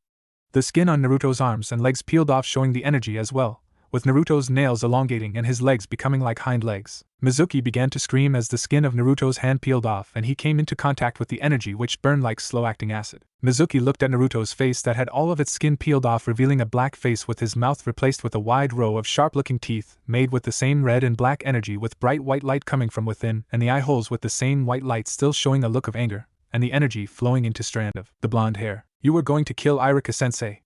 It spoke in a deep voice that sounded more like growls than speech, shocking both of the ninja. You were going to kill one of the few people that showed me kindness. You were going to betray the village as well, and all for your own selfish reasons. It lifted its other claw and shoved it into Mizuki's shoulder, causing him to give a silent scream since the burning on his throat causing him to lose ability to speak. With the burning on his throat, his hands as he tried to pry off Naruto's arm, and now his shoulder which was burning from the inside. With all the pain he was going through, he began to wish for death just to stop the pain, and as the hand in his shoulder was pulled out, and he was released from the hand around his neck, he finally lost consciousness, and dropped to the floor with massive burn marks on the afflicted areas. You're not worth it, you scum, Naruto said as he looked at the fallen form of the traitor. Naruto? Hearing his name, Naruto turned to Iruka and with sadness in his eyes, he said, Iruka-sensei, I'm sorry. Before he collapsed to the ground unconscious, and laid on his side with his back facing Iruka. Iruka just looked shocked at what he just saw. He looked at the boy's back and saw seal which was on Naruto's normal skin finally burn away, and with it gone Naruto was engulfed in a ball of red energy, and then a large puff of smoke, and in Naruto's place was a fox the same size as Naruto, but it looked a bit different to Naruto's henge. The fox still had 3 tails, but all 4 of his paws and the tips of his tails were black with a bit of yellow fur in between where the black and red fur were to meet, and black stripe connecting the top of his middle tail going up his back all the way to the base of his neck before splitting off to meet with the black that encircles his eyes. Iruka just stared at the fox until a few minutes later an Umbu squad led by Anko landed in the clearing. Iruka. Where's the Gaki? Anko yelled in a worried tone. Iruka just pointed to the fox. Anko, looking toward where Iruka pointed, saw the burned orange jumpsuit and ran to it, and stopped when she got to her knees next to it, and was shocked, and in a soft voice she asked, what happened to him? Some of the Umbu looked weary of the unconscious fox until they heard someone speak. Umbu, calm yourselves, spoke the Hokage as he walked to the clearing and looked around at everything with his eyes lingering on Naruto, and without taking his eyes off the fox he spoke, Iruka, what happened here? Iruka spent the next few minutes giving a short version of what happened but made sure to say that Naruto was still Naruto. Hearing this, the Hokage gave his orders. Umbu, detain Mizuki and prep him for a Biki, and I want one of you to take the scroll back to my office and guard it. Another is to take Iruka to the hospital. And Anko turned her head as she had gently picked up Naruto. You will be taking Naruto to the same hospital as I will have Hana come in to examine him since she is friends with the boy and I believe she is trustworthy enough for this, but bring him in an empty room as to have some privacy for what must be discussed. With a nod, Anko got up with Naruto in her arms and began to walk in the direction of the village. Everyone followed their orders and Hiruzen was the last one left in the clearing. It seems it's time to come clean with this to Naruto, and with that final thought he left the clearing. Deep in darkness, a low growl was heard as an eye opened up to see Naruto laying on the ground. Kit, the Hokage, was standing in a hospital room after the incident with Mizuki was resolved and looked over the other occupants that were around the room. Anko was leaning against the wall with her arms crossed watching the hospital bed's occupant. Iruka was sitting in a chair in the corner, bandaged up with a crutch leaning on the wall next to him. Hana was sitting on the free hospital bed, listening to the Hokage with wide eyes. Inoichi was standing in the corner of the room, next to the door, with his arms crossed. The Hokage himself was standing in front of the hospital bed occupied with an unconscious Naruto, who was still wearing the burnt orange jumpsuit. He had been retelling the story of what happened 4 years ago. Anko was looking at the Hokage, looking ready to hit the old man but had herself back, waiting for the old man to finish his story. She did feel somewhat thankful to the fox for saving the Gaki, even if it was only to save its own ass. As the Hokage got to the point of Mizuki tricking Naruto, Anko began to think of ways to torture the man, but her thoughts stopped when she heard about Naruto's transformation and how he beat Mizuki. Why can't the kid ever get a break? Her heart stopped when she heard the name of her former teacher Orochimaru, but after hearing that there was a spy within the village, she was even more sure that she needed to protect the Gaki. Hana didn't even know what to think about what she just heard. The little boy that Kiba kept bragging that he kept beating was turned into this three-tailed fox? How does something like this ever happen? Looking at the fox and then back at the Hokage, she became confused about what she was even doing there. Excuse me, not to be rude, but what am I doing here? I don't see why I was called here. The Hokage looked at Hana with a smile. I have called for you because you are friends with the boy and I require him to be examined to make sure that he is alright. Sighing tiredly, he looked at the fox. As he is right now, I cannot allow a medic to see him, so I asked you to examine him since you know the boy and are a well-practiced veterinarian. Hana was unsure how much she could help, but she figured that any help she can give will be given. She got up from the bed and walked up to the fox before she began to examine him using a medical jutsu. Anko just stood there watching her friend Hana make sure the Gaki was okay. After a few seconds, she looked to the Hokage. What happened to that bastard Mizuki? The venom in her voice was recognizable to everyone conscious. The Hokage took off his hat and told them Mizuki is being detained in the Umbu prison cell and the medics there are doing their best keeping him alive. This bit of news shocked everyone, sans Inoichi, as they were surprised to hear that the traitor was dying. Not that they felt sympathy for the man. The wounds he had received are deteriorating at an immense rate. The wounds on his hand and throat can be healed but much slower than it would usually take using the medical knowledge we have. However, the wound in his shoulder won't close and is causing him great pain, like a poison. He is at this moment being sustained as best we can so that we can interrogate him later. Enko felt no sympathy for the man. He was a traitor to the village and worked for the snake Orochimaru. He also planned on using her favorite Gaki as a scapegoat. Yep, no sympathy. Hana had finished examining Naruto after 15 minutes and turned to the Hokage to give her analysis. From what I can tell, he has massive chakra burns on his arms and legs as well as his head, his center tail, and most of his back, with the most severe on his lower back close to the base of his tails. He is also suffering from an interesting case of chakra exhaustion. The Hokage, hearing this, nodded his head for her to continue. As I recall, Bijou are constructs of chakra that have somehow gained consciousness, and as well as elements that give each a specialized ability or attribute. From examining Naruto here, he seems to be mostly made of chakra with some organic structure, but I can't tell what is organic and what isn't. Some of it is easy to tell, but as of now I can't give a 100% report on it. The Hokage nodded his head in understanding. From what you have said, he is mostly made of chakra that is condensed into this form. It makes sense seeing how dense his chakra is already, and how large his reserves had become that day. Enko, not really understanding what the two were saying, just shook her head. Some of what you said went over my head. Just tell me if he will be okay. Hana looked at her friend with a smile. From what I can tell, yes, he will be okay. In fact, he seemed to be healing much faster than any normal animal. She felt a bit ashamed at calling Naruto an animal, but with how he looks, it was hard to avoid it. Enko just chuckled at that and looked Hana in the eyes. It's okay. With the way he looks and the fact that the old man called in a vet, he might just call himself that in a panic, she said, imagining Naruto reacting in a funny way from his new form. The Hokage was dreading how Naruto would react to this. I hope his reaction won't be so severe. Next morning, hospital marker. Naruto began to shift in the bed he was laying in and realized that he was in a bed.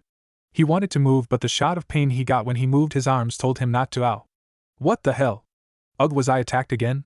What happened yesterday? Naruto started to think about what happened the day before, from waking up early, the exam, him failing, Ino and Hinata seeing if he was okay, and then Mizuki.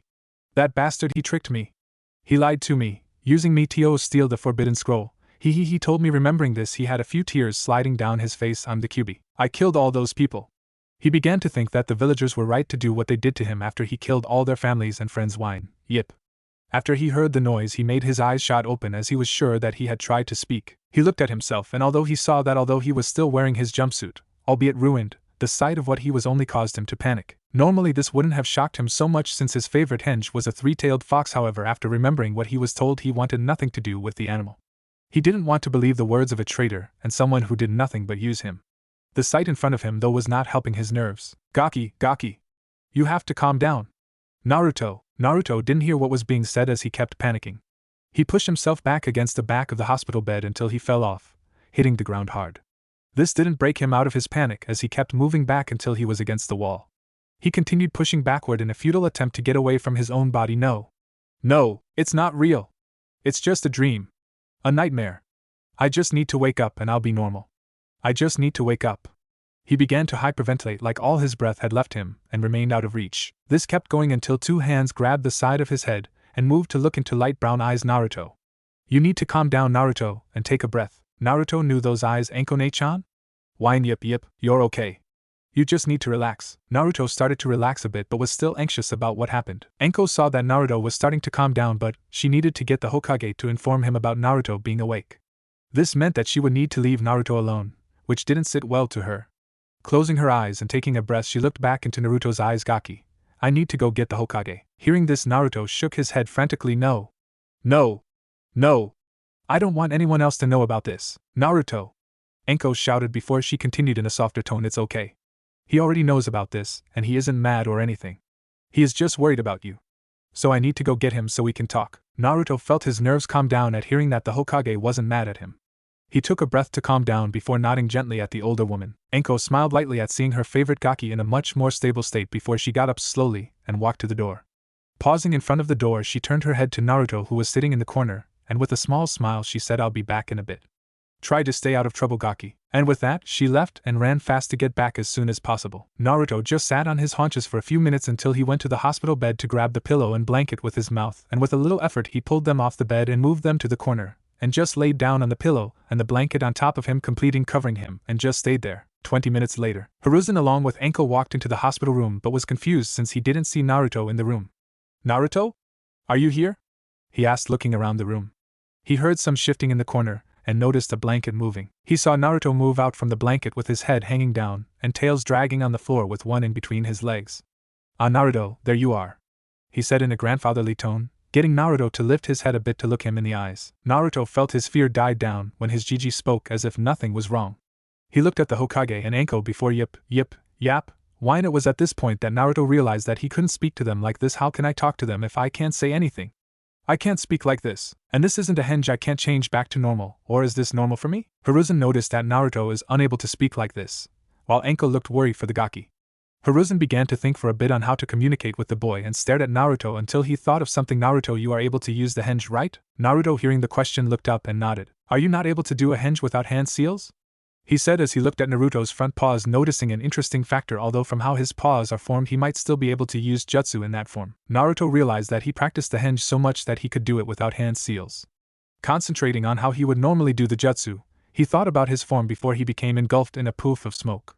After the smoke cleared, he was now standing in his human form, still wearing the ruined jumpsuit. Hiruzen, noticing this, thought to himself, seems the henge only works on his physical form and not his clothing. Interesting, good. Now I believe we can speak and go over some things that concern you. Naruto looked up from looking at his hands and looked into the Hokage's eyes. Gigi, am I the Kyuubi? Naruto asked, still praying that it wasn't true. However, in the back of his mind, he had the thought that the fox wasn't as bad as everyone said it was. He didn't really know why, but it just seemed to be the honest truth. Hiruzen takes a deep breath before he went through some hand seals and slammed his hands on the wall, placing a privacy seal, while Anko closed the curtains. After this was done, he began to speak. No, Naruto, you are not the Kyuubi. This was something that he wanted to hear, but it also angered him as it went against what everyone else in the village said. It made sense that he was, otherwise why would everyone hate him? How the hell can you say that? You saw me. I was a fox with multiple tails, and after what Mizuki said about the fourth weakening me by turning me human, and now you are lying to my face. Why? Tears slid down his face as his pupils became slits, but his iris remained blue. Hiruzen was hurt hearing this. Seeing that the boy had so much doubt in him, and believing what the traitor said. The child learned that he had a burden that no child should be forced to deal with, but it was the truth. Anko didn't like seeing her little brother figure hurt so much from what happened to him, all in one day. She was really hoping that Mizuki lived through his injuries, so she could play with the man herself. Hiruzen decided to tell him what had happened that night 4 years ago. Naruto, it is true that you turned into a fox. However, you are not the Kyuubi. Taking a breath, he continued, do you remember the time when you were having trouble walking normally 4 years ago? Seeing the boy nod, he readied himself for telling the story. You see, 4 years ago. Later, Hiruzen told Naruto what had happened from what he was told from Inoichi, including the truth about being the Jinchuriki as well as the semi-permanent henge that was placed on him, and because of what happened the seal was broken. Naruto was now sitting on the hospital bed, trying to process everything, but some of his behavior made some sense now. After finally processing everything, something was nagging at the back of his mind. He wasn't sure if the Hokage was hiding something from him, but he felt that the man wasn't lying to him, so he accepted what he was told. Anko stood to the side looking at Naruto, worried about how he would react to the story, but she relaxed a bit when the kid just took a deep breath and flopped on his back and just looked at the ceiling.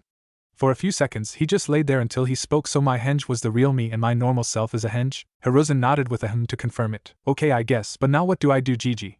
I failed the academy 3 times and now I can't ever be the Hokage. He said with a tear falling from his eye, but then again I don't think the village would ever let me be the Hokage. Nothing seems to go right in my life. He would have kept up this trail of negative thoughts until he heard a chuckle coming from his Gigi. Lifting his head looking at the old man, he gave a confused tilt of his head. Actually, Naruto, I have something from Irika-san that he wanted to give to you along with a message. Hiruzen said as he reached into the sleeve of his Hokage robes. Naruto got back up to his feet and walked up the old man and saw that he pulled out a Hittite and then heard Hiruzen continue. This was Irika-san's. He wanted to give this to you with this message. Congratulations on your field promotion and becoming a genin. I expect you to be at team assignments next week. Naruto couldn't believe what he had heard. He slowly reached out to take the Hittite before looking at it in his hand, but he was brought out of his stupor when Anko got him into a one-armed headlock while throwing her free hand into the air. All right, Gaki. Now it's time to celebrate with dango, sake, and more dango. Naruto just looked at Hiruzen. How did he? Why did he? Hiruzen just chuckled. I had told Irika about the seal I placed on you. I think he assumed that I would be doing the same thing and thought ahead. Though I may have to inform him about this later. Now, however, be happy that you have graduated. Hearing this, Naruto gained a smile on his face as he tied the Hittite around his forehead. He couldn't keep in his excitement, and with a big smile on his face, he pumped his fist into the air YETA. He was so excited that he dropped the hinge, landed on all fours, and gave a few yips of excitement with the Hittite dropping to hang around his neck. Bouncing up and down in the room had caused his little notebook to fall out of his jacket pocket. Stopping to see what fell out, he hinged back to normal and picked up the notebook, noticing that half of it was burnt and missing a man. I had written down a bunch of tips on this, and even the last bit from the jutsu that I learned from the scroll. After saying that, he looked down to his clothes and grimaced. This was my last set of clothes too. Now what am I going to do? Enko, hearing this, piped up, placing a hand on the Gaki's head. Consider it a good thing. This means that you can finally wear something decent. Hearing this, Naruto mumbled, why does everyone hate my outfit? It's not that bad. Looking back up at Enko, he brought something up, but none of the stores sell anything to me though. They kick me out or make the price of the stuff I want to buy too high. Hiruzen made a mental note, find the shops doing this and raise hell, discuss store policies. He may have felt a little vindictive, but he was getting tired of how the villagers treated the boy. Enko just slapped Naruto on the shoulder with a grin on her face. Don't worry about it. I know just a place to go to, and they sell great stuff to shinobi. Just meet me in 2 days and I'll show you the place. With a smile, Naruto nodded. Okay, Enko-ne-chan. Hiruzen just smiled at the interaction between the two and was thankful that Naruto didn't pick up any of Enko's bad habits.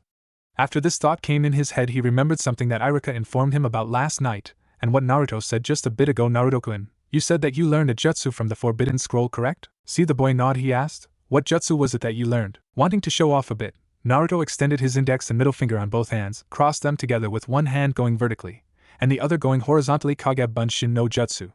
And with a poof of smoke there appeared another Naruto with a big grin on its face and said, hi everyone, now tell us, while wrapping an arm around the real Naruto's shoulders, and with the real Naruto continuing, which one of us the real Naruto? Hiruzen was shocked that Naruto learned an extremely useful jutsu and didn't seem bothered by the chakra requirement. Then again, he has massive amounts of chakra. And from what Iruka had told me, the clone jutsu was the only one Naruto could not do. With a sigh, he had one more thought: Naruto would never have been able to do the normal clone jutsu, no matter how hard he tried. It's also forbidden for instructors to teach other versions of clones due to the student-teacher ratio, and the shadow clone is far too dangerous for many Jonin and Chunin, let alone an academy student. But I should have known Naruto-kun would be able to learn this. I'm getting too old if I didn't think of that. While Hiruzen was deep in thought, the Naruto clone spoke up. Hey boss, don't you think you should ask about the note you wrote for this jutsu?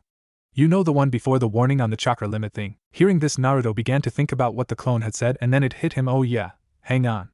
Looking through the notebook, hoping the note he was looking for wasn't completely burned away, he found it. Yeah, here it is. Hey Gigi, what does it mean, retain memories from the clone? Looking at Naruto, Hiruzen tried to make it simple for Naruto to understand. It means that whatever your clone learns, you learn it as well. For example, if you send your clone to speak to one of your friends, then when your clone dispels or is dispelled, you will remember the conversation it had with your friend. Or if you send it to read a page from a book, once it dispels, you will remember what the clone has read. Naruto and the clone stood there in awe, both slack-jawed, until they looked at each other and high-fived each other while saying at the same time, cool databao.